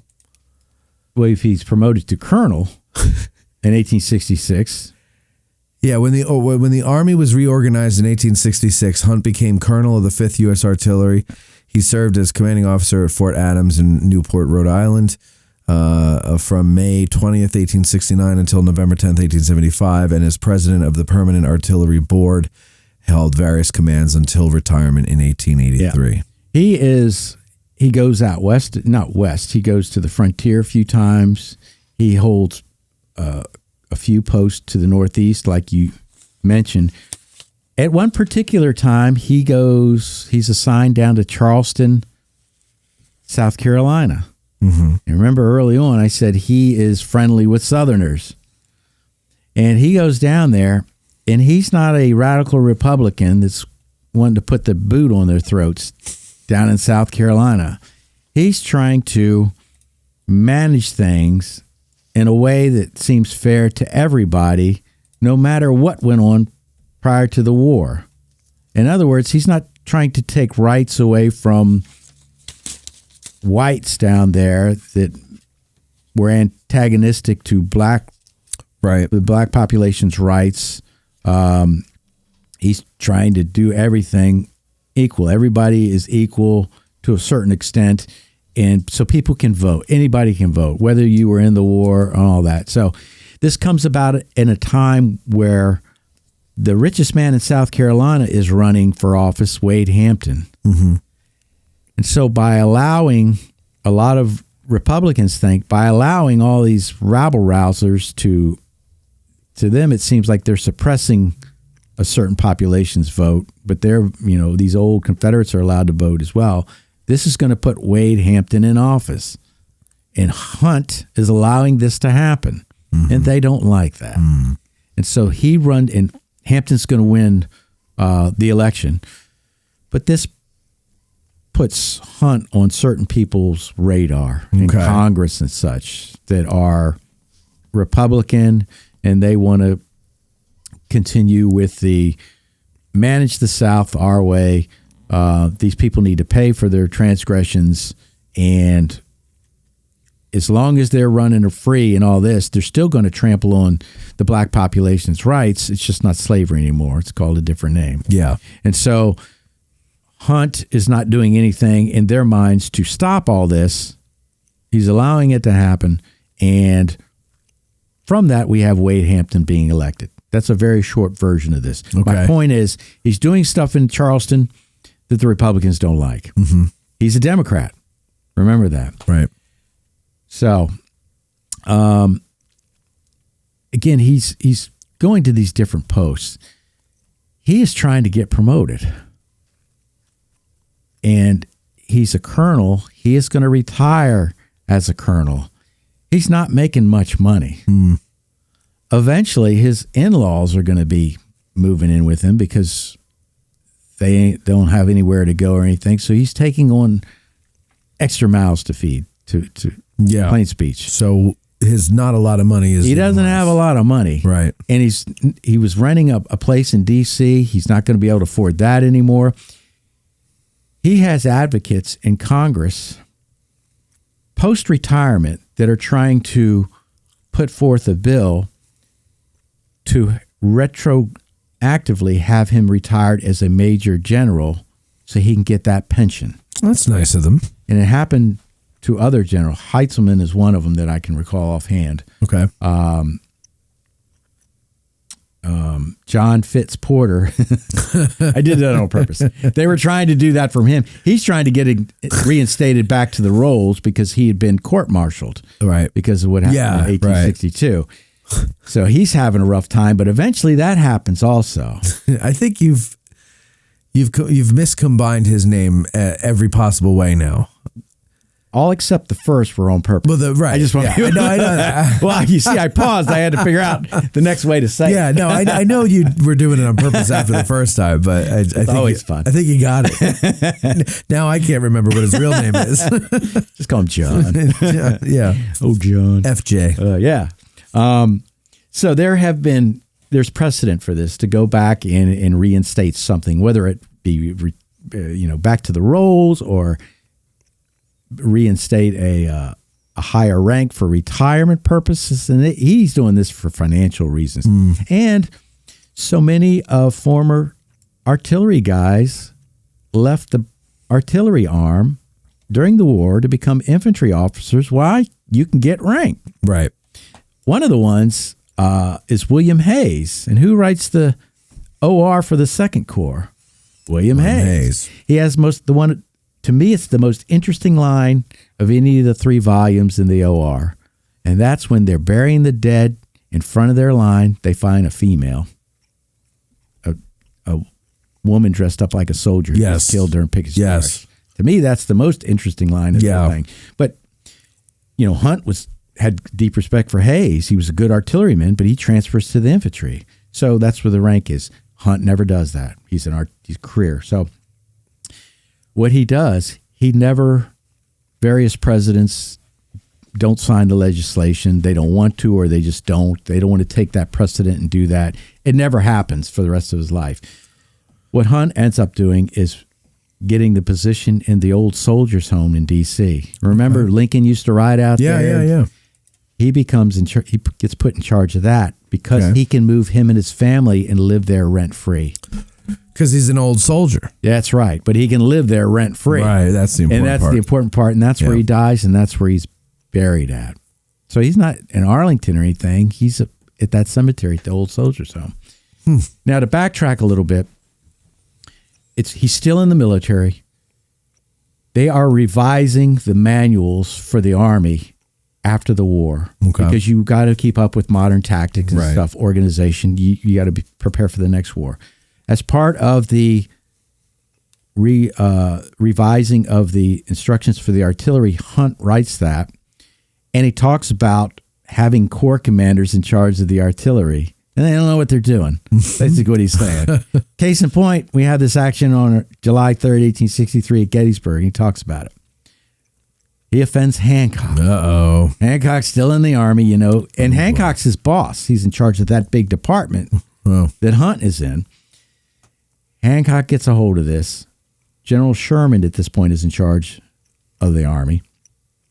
And Hancock writes to General Sherman his reply. The reply gets published in the Congressional Record. Now it's Hancock's reply to Hunt is public, and that's what blows this whole thing up. Okay. And then Hunt goes on the defensive about all this.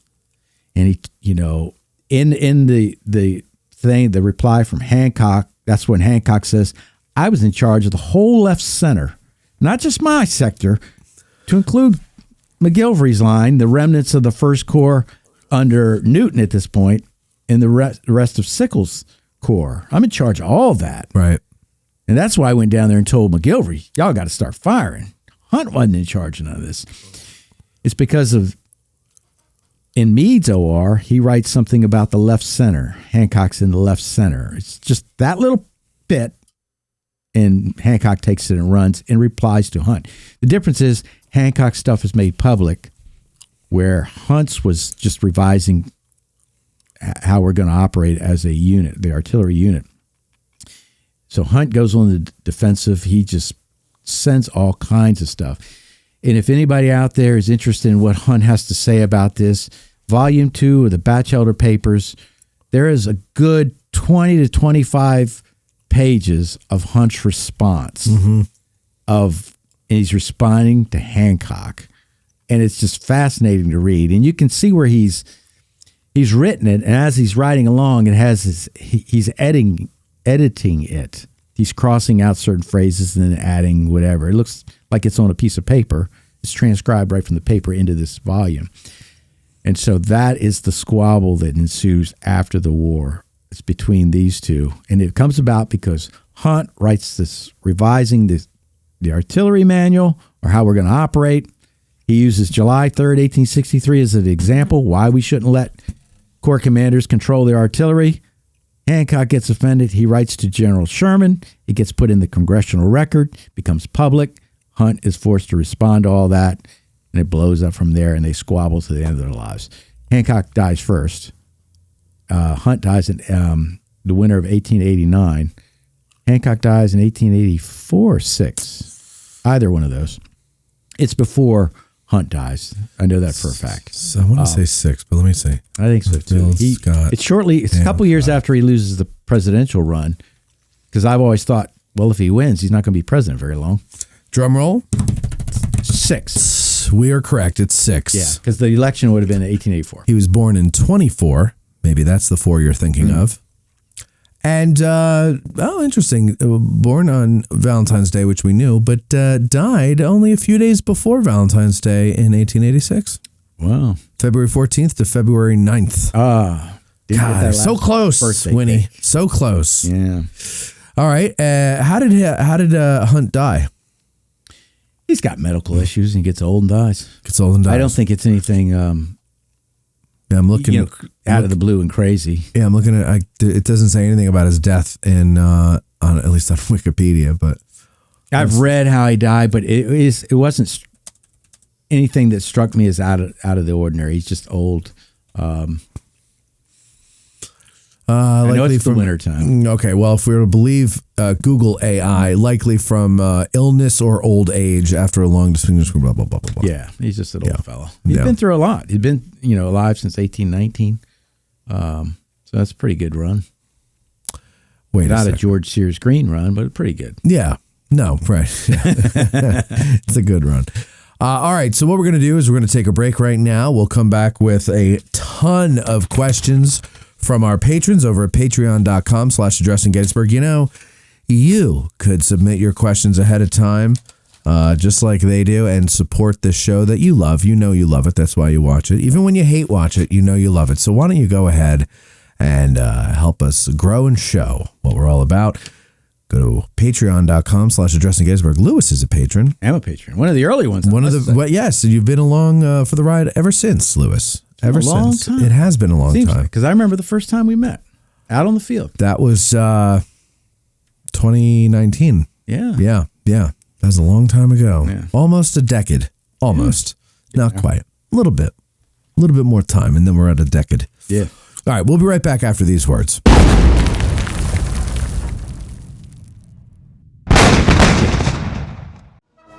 The Gettysburg Museum of History, located right here in the center of Gettysburg, PA. Owner and curator Eric Dorr grew up here and has spent his life collecting and preserving history through artifacts ranging from the Civil War, the Battle of Gettysburg, World War II, presidential items, pop culture, and more. His museum is free and open to visitors Wednesday through Sunday, 11 to 5 p.m., where you can stop by and immerse yourself in some of the most amazing artifacts that you would never believe exist in the middle of Gettysburg. If you're a fan of Band of Brothers and Everything Easy Company, you'll love his exhibit featuring the Dick Winters collection and artifacts from D-Day. You can even own your own piece of history by buying one of the many relics they have for sale in the museum and on the website GettysburgMuseumOfHistory.com. The Gettysburg Museum of History is a non-profit 501c3 organization with a foundation that allows all purchases and donations to keep the museum operating and open free of charge.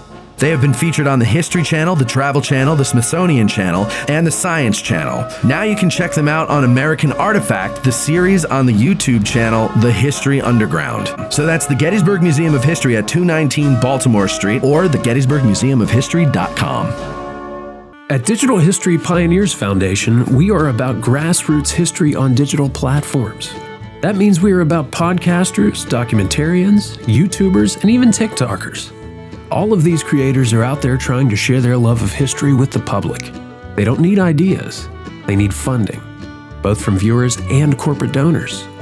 DH Pioneer's initial funding focus is on the Civil War era, with a special emphasis on the Addressing Gettysburg podcast.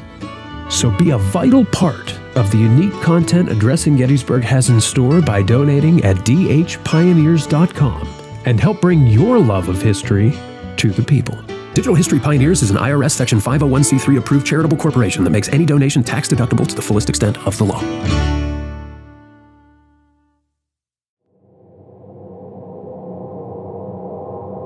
You're listening to Addressing Gettysburg.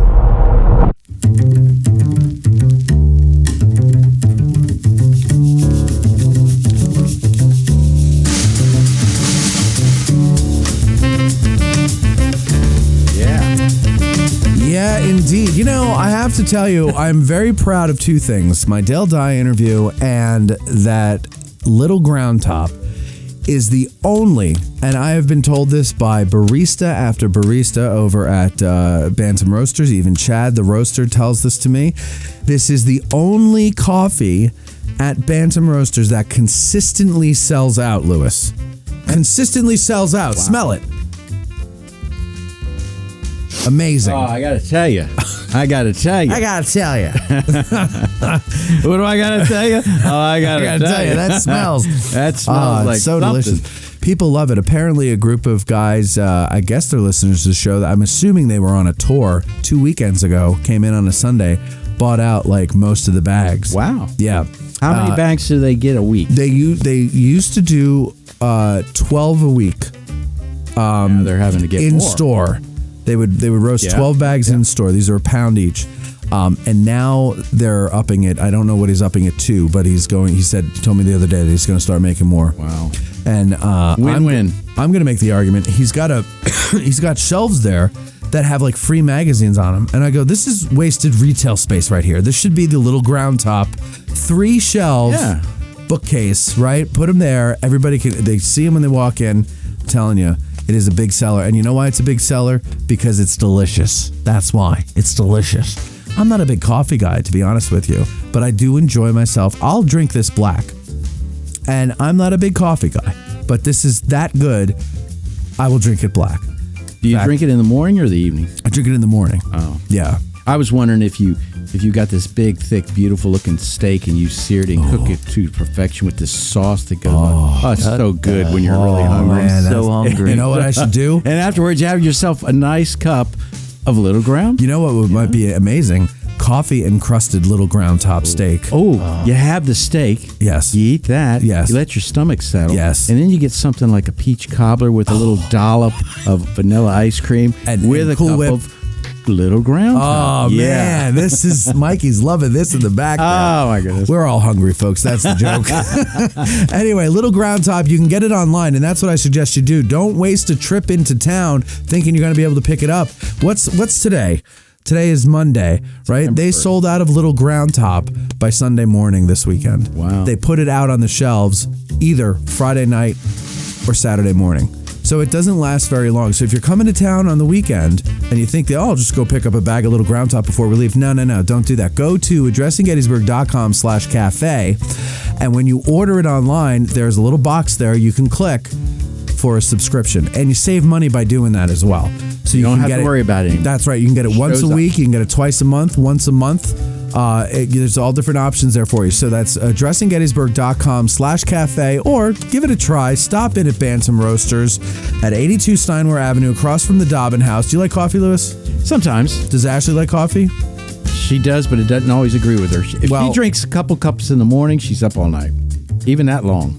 Well, this is for you guys. Well, thank you. You're going to have to get it ground because it's whole bean. Yeah. So you get it ground according to whatever your coffee maker is. You're very welcome. I appreciate that. I appreciate you and your support and doing the show on your Labor Day weekend. I'm going to try that, even though I'm not a big coffee drinker.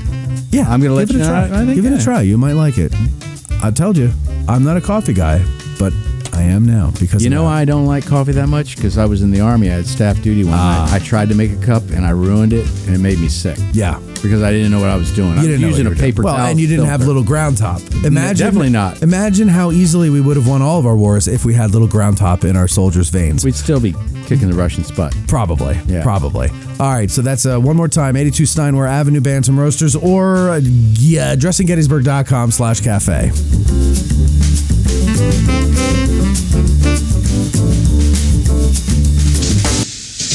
Super chats of $10 or more rise above the din in the comments section.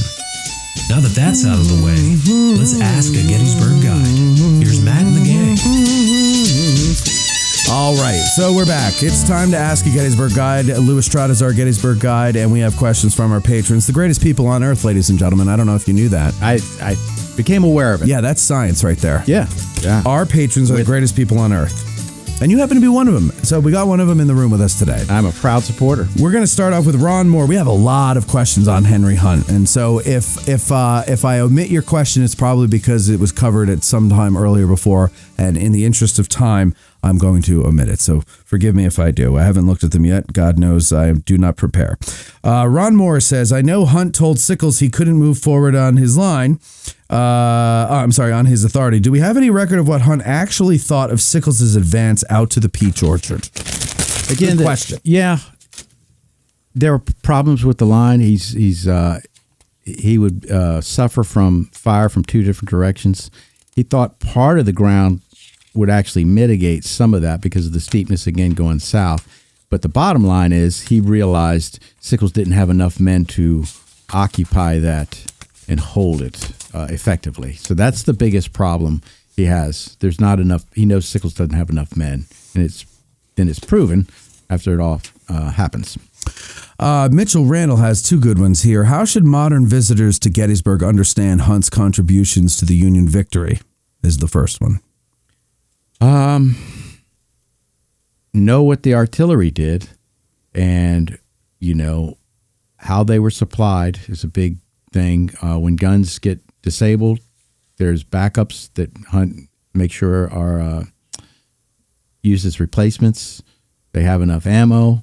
And like I mentioned earlier, one of the biggest decisions that Hunt makes is to create this mystery or unknown. I shouldn't say mystery, but Meade doesn't know about this ammo train. 20 extra rounds per gun. That's a lot of ammunition. Yeah. And they're going to need it. So by looking at the field, he has his cannon marker on the Tawnytown Road, sort of back off the road. You can't really park and see it. You have to walk over there. Flat out can't park and see it. No, you have to park across the street and walk over.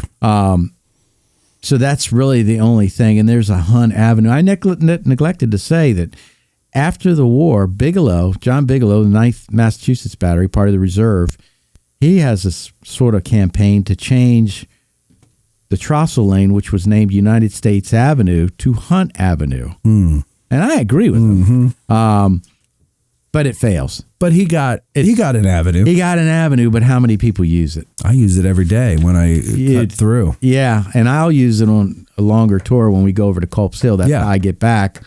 But the average visitor's not going to use it, but he does have his avenue. There's no monument to him. Maybe there should have been. But when you see the guns, know that Henry Hunt is in charge of all that Union guns. And you go down there to where McGilvery's gun line is south of the Pennsylvania Monument.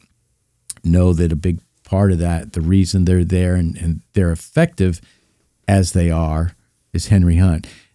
And I say that not only by how he manages them here, but the training programs that he sets up before this long before this battle. His method of training cannoneers in the art of servicing a howitzer or a gun is that brings to fruition in these later battles, where the Union artillery is so much more effective than Confederate artillery at certain points.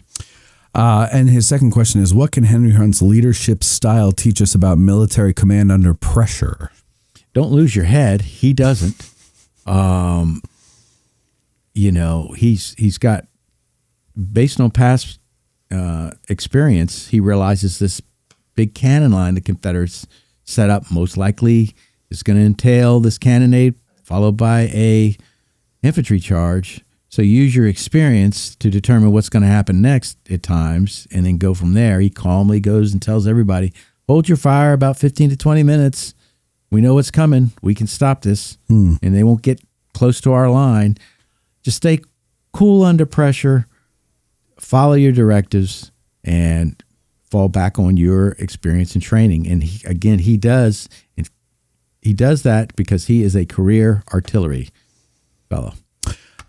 Kenneth Berry has two good ones here. What doctrine was Hunt working from when he constructed the artillery plan for the defense of Cemetery Ridge prior to Pickett's charge? Was that a particular doctrine? I don't think it's a doctrine. I think it's experience. Okay. Oh, okay. I could be wrong, but I don't think there's anything written down prior to that saying you set up a long artillery gun, about 140 to 150 guns. That means an infantry charge is coming shortly thereafter. I don't think that's written anywhere. I think it's just experience. Again, he gives three reasons why they're setting this up. I forgot the second one, but one is they're afraid we're going to attack, and I think it might be for the retreat. He's covering for a retreat, so that's probably it. But the third option is they're going to try to pound this line into submission, and they're going to send their infantry charge. That's the one I think is going to happen. And so to prepare for that, we're going to hold back our fire and wait on him. Now, it's definitely experience when he tells the cannoneers, don't fire willy-nilly. Zero in on a particular gun battery that you think is doing effective work on our line. Concentrate on that until you disable that, and then you move on to the next. Don't waste your ammunition. Fire very deliberately instead of firing all your stuff at once. And if you do fire all your stuff at once, you are not authorized to pull out a line. We'll bring the resupply to you, because he thought that that's what some of these guys were doing, just firing to get rid of their stuff. Yeah. His second question is, I like this question. So Hunt remains in the chief of artillery of the Army of the Potomac for the rest of the war, correct? Yeah, but he's sort of stripped of what he's in charge of, because they're really not using it too effectively in the wilderness. And then the artillery reserve gets disbanded, and then he's put in charge of the siege artillery, which is all the artillery in front of Petersburg. And then, as soon as winter breaks, going into 1865, things sort of accelerate, and it's more infantry maneuvering to get Lee out of place, and we get to the end. Okay, well, so the question he has is if the chain of command still ran through Meade, or did Hunt sidestep Meade as Sheridan sometimes did? No, I don't think so. No, okay, so he was still always under Meade. Yeah, he had a decent relationship with Meade. Both of them had tempers. I think Meade's was probably worse, but he doesn't have any, the other guy I always think of, and I mentioned him, is Warren. Warren sort of had problems with Meade, further down the line, where their tempers got in the way and butted heads. Even though Hunt and Meade both have tempers, I think Hunt, more than Meade, is able to mitigate that and use common sense and reason. But he has a decent relationship. They're not close or anything by any means. Again, till his dying day, Hunt is McClellan man. Even after the war, he corresponds with McClellan still. Well, I just, since you're talking about Meade, we actually have somebody named Roy Meade, but you just answered one of his questions. Well, actually, both of his questions have already been answered, but I want to just, so that he hears his name. That's efficiency, Mike. So that he hears his name, I just want to read the questions here. Did Hunt ever write or say what he thought of Sickles' plan to occupy the peach orchard? And what was Hunt's relationship with Meade after the war? Yeah, so, and to find what he thinks of that, go to Battles and Leaders. There you go. And you'll find out what Hunt Reed Dillashaw. He's got, let me see here. He's got 3 here. Let's go with, okay. All right. Here we go. Regarding the different sized parrot guns, were they organized into batteries of 10-pound parrots or batteries of 20-pound parrots, or would a battery of parrot guns have a mix of 10 and 20? No, they 20 or 10. The Union Army does have some 20-pound parrots here. They have one battery where, well, generally speaking, all of their batteries are the same types of guns. There's one battery. It's Sterling's battery that has 4 James rifles and 2 12-pound howitzers. And that's the 2nd Connecticut Sterling's battery. Other than that, and McGilvery's line? Yeah. Yeah. Other than that, they're all the same type of gun, but they don't mix and match the 20-pound parrots with the 10-pound parrots. They do leave some heavier guns down at Westminster when they move up here. And at some point, Hunt writes that, boy, I wish I had them. But, yeah, right. You know. His other question is, in Stephen Sears' book, Gettysburg, he wrote about how Union artillery, when firing canister, would depress the gun barrel so canister shot would hit the ground just in front of the approaching Secesh infantry, thus causing the canister balls to spread out even more as they ricocheted off the ground and into the target. Did they really do that? And if they did, is there any written account as to when they started doing that? They do it. The incident I know about, and you can find this on a previous Address in Gettysburg episode with exceptional, very brilliant, intelligent Chris Army, Licensed Battlefield Guide, talking about Scales Brigade, I believe. Yeah. But it's Stewart's battery that's over, if you're familiar with the battlefield, it's over by Lee's headquarters building. And they are firing diagonally to their left front as you're facing the northwest. So they are turning their guns further towards the west, and they depress their guns to ricochet the canister off of the road, the Chambersburg Pike, and that's what's going to flatten it. And then it bounces up into Scales Brigade, and Chris Army does a great job of explaining the effect that has. When you fire that canister in normal conditions, it's a big circle. It just comes out like a giant shotgun. But if you ricochet it, if you fire it down, that circle is flattened on the bottom. So the overall circumference of your fire is smaller, and it's more effective because more of your rounds are actually hitting a certain area. If they're not going over their head, and they're going. Go back and listen to Scales Brigade with Chris Army, because he can explain it a lot better than I can. And he. If you can explain stuff like that where I understand it, you're doing a great job, and I got it. I listened to that in the car one day, so I didn't have anything to look at. But it's really, Stewart's battery that it is documented. I thought that was a great description. Yeah. Did you? You understood what I was talking about. Since I'm hungry, you can get like a big round potato chip. Right, but when you bounce the canister off the road, it's like those little pinched ones that everyone likes. You know what I mean? Or it's like when you get a big sub sandwich, right? And you take it, and it's like really big, and you squish it down. Oh yeah. So and then when you squish it, sometimes the stuff just kind of spreads out, and now you got a wider one, but you can get your mouth around it. You know, I was thinking, you take these 2 big pieces of sourdough bread, and you butter on them both sides. You stick them in a pan with a bunch of cheese in the middle. Look how tall that sandwich is. God. And then you press it down with a spatula. The cheese just melts into the bread. Fantastic. But you've got a better product, but it's smaller. Mike, you started the food. Yeah, you did. I was about done with my answer. Should have just not complained about being hungry. We'd be done by now. Yeah, I know. But no, I'm surprised you remembered. I know that we had talked about it. I can't believe that you remember the episode and the guide. It's enough for me to remember, oh yeah, we talked about that once. So that good for you for listening. I say it and you think I'm joking, but many of these guys are much smarter than me and they have better memories, and I listen to them constantly on this show. I don't listen to every show. I admit that. How could you? A lot of them. Yeah. And I do work, and I don't listen from work. Right. But when there's guides on here, I know I'm going to learn something. Yeah, sure. I remember, though, when we did that, when the word flatten, at first I was thinking it flattened the individual balls, making them discs. And I was like, radius. ooh. Yeah, but then we clarified that because I was like, wait.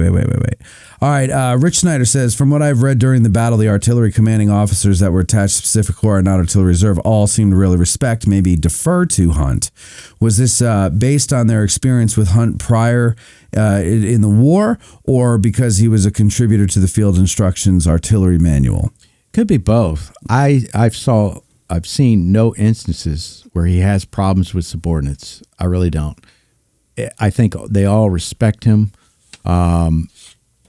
They know he knows what he's talking about. He does contribute to the artillerist manual. And because of that, and I think he in turn treats them with respect because he knows they've been trained properly and they're going to do their job. And one of the things he mentions when he orders Robert Taylor to bring the artillery reserve forward up to Gettysburg, he says, I forget how he phrases it, but he phrases it in such a way as there's no question that once I gave those orders, Tyler's going to bring, I think it said Robert Tyler, Tyler's going to bring everything plus the ammunition up. He knows that's going to be taken care of and he doesn't have to worry about it. And I remember that because he makes a point of saying, I ordered Colonel Tyler to bring forward the artillery reserve, Brigadier General Tyler, to bring forward the artillery reserve, and I knew it was on its way or something like that. So they respected him, but there was mutual respect between all these people and Hunt as well. Jeff Pasnick says, Hunt seems to adjust his handling of Corps commanders as Gettysburg unfolds. On July 2nd, Meade asked Hunt to help Dapper Dan examine his position. Hunt chose not to approve of the move forward or tell Sickles exactly where he should be, almost a non-confrontational approach. Yet on July 3rd, he was stubborn and defiant when old Winnie Boy was directing him to fire back during the cannonade and still holding back because he knew the right action. Could this be a result of him being cautious to be given a position of influence again as soon as Meade taking over on July 2nd, but by the morning of July 3rd, he got his swagger back? I think it's just a matter of two different situations. One is just placing your corps in a certain position. There's no firing going on at that point. Right. And he doesn't, there's nothing between him and Sickles that would bring on a confrontation or anything like that. He's just been told to evaluate this. But he knows he doesn't have authority to say, yeah, you can stay here. That's not his job. His job is just to see what he's talking about and evaluate the terrain. Versus his confrontation with Hancock is we've got a fight that's going on. It's active at this moment. In Hunt's view, I know the proper response to this because I know what's coming, and this is what we need to do. Whereas Hancock has a different view. We need to fire to boost up our morale and all this other mess. So it's different situations, and I think Hunt handles both properly. But also, now, okay, Hunt is a brigadier general. Mm-hmm. Sickles is a major general. Yep. Hunt is a staff officer, though, because he's chief of artillery on Meade's staff. Because he's a staff officer and he's sent by Meade, does he speak with the authority of Meade? So could he have allowed Sickles to make that move forward? Or because he is a lower rank, he doesn't have that power? I think it depends on what Meade's instructions were. Hunt. You can tell it's getting late. I'm not hungry, but I'm fumbling my words. It's been a long day, too. It depends on the instructions that Meade gave Hunt when he sends him out there. If he says you have the authority to make a decision on this particular position, then yes, he could have given the okay. Evidently, Meade never says that because Hunt says, I don't have responsibility. You know, I don't have the authority to tell you this is good. Right. I can tell you why it's bad. You don't have enough men, but that's the best I can do. Okay. Firing starts. Now I got to ride off over here and see about this other artillery unit. Okay. So, all right. Robert McGee says, following the whole reorganization thing after Chancellorsville that provided the artillery with the autonomy of command, there had to have been teething problems. Is this reflected in Hancock the Superb's heated argument with Hunt over the rate of artillery fire on day 3? no, again, I think under Hooker, the division commanders had control of the artillery. And this is just my opinion. So the previous battle, Hancock's a division commander, and how much he uses his authority over his assigned artillery units, I'm not sure of. Did they have previous clashes, the two of them? Hunt and Hancock? Yeah. Not that I know of. Okay. So, and it's just that Hunt knows what's coming. He knows what's best. And Hancock doesn't buy into this. And we get this from the later writings, that subsequent years when they really start arguing in public through print. Hancock doesn't believe that Meade has put him in charge, Hunt, in charge of all the artillery. He thinks it's some phantom authority that Hunt has, that Hancock really knows best, and Hancock still has authority over that artillery. And I think it's because he's used to it. Under the previous commander, the division commanders had authority over their artillery, and that was Hancock. Right. So, and finally, Don Zavadny says, at the Battle of Gettysburg, which decision by Henry Hunt do you think he should be most praised for? Which decision should he be most questioned or criticized for? most praised, I'd say this ammunition train. Yeah. It's such a big factor. And he does this on his own initiative. Nobody tells him to. Criticized, I don't know that he does anything wrong. And I guess that comes down to your viewpoint. Was Hancock right and Hunt wrong? I think Hunt was right and Hancock was wrong in that instance. So I'm on Hunt's side there. He certainly doesn't do anything in my mind that warrants criticism on July 2nd, and he doesn't do anything here on July. He gets here late in the evening on July 1st and just rides the line. Mm-hmm. So I think his performance here is exemplary, and there's not much to criticize. Again, it depends. If you take Hancock's side, then that would be your criticism. Yeah. And I don't. Yeah. So I don't have any criticisms of Hunt, but I think the thing he needs praise for that sort of goes under the radar is bringing the extra artillery ammunition up. Well, Jeff Pasnick says, this show was better than an Orioles-Red Sox series. Hit a home run today, Lewis. Great job. You know, I'm glad to hear from Jeff. I can't wait to see him again up here, and hopefully that's sooner rather than later, but thank you. I think he's coming out for the November Tavern Talk, I believe. I'm coming for the September one. Well, you're going to have to come for the November one, too, if you want to see Jeff. Maybe I will. You'll see him at the Antietam tour. Okay. Yeah. I'm looking forward to that. Yeah, that's going to be fun. I don't have to talk. No, you don't. You just get to be on the tour. I'm not going to talk either. And then, let's see, Don, wait, where am I here? Rich Snyder said, absolutely appropriate that an old artillerist like Lewis did an episode on Henry Hunt. Jeff Pasnick says, ordered a bag of Little Ground Top on Friday and was already told it is shipped. Don says, I previously emailed my question. Okay, yeah, got that. Rich says, Matt torturing Mike again. Why, Mike? Why does he torture you? Because he hates me. That's right. I hate him because he's just so handsome. That's why. I'm jealous. Thank you. Okay. Don't forget to feed the troops, Matt, says Jeff. I didn't expect to be here through dinner. So, and then that's it. Great episode, et cetera, there should be there for the Get Out of the Car tour also in October. So you'll see Jeff. You'll see too much of Jeff this fall. You know what? Thanks to all of them for watching. It's been a long day, but that's no excuse. I was fumbling and bumbling at certain points. But it happens to the best. I had a good time, and I hope everybody enjoys it. Likewise here, I hope you all enjoyed this. Thank you all for watching. Thank you to our patrons for all those great questions. Thank you for the people in the comment section for the great questions. And of course, I know all of you who are watching this for free right now on YouTube are going to go and join patreon.com/addressing Gettysburg right now. You should. Otherwise, Mike, great job tonight. Thank you very much. And I'm sorry I kept you past your old man dinner time. Lewis, thank you. Thank you. And that's it. Thanks for watching, everybody. We'll talk to you next time.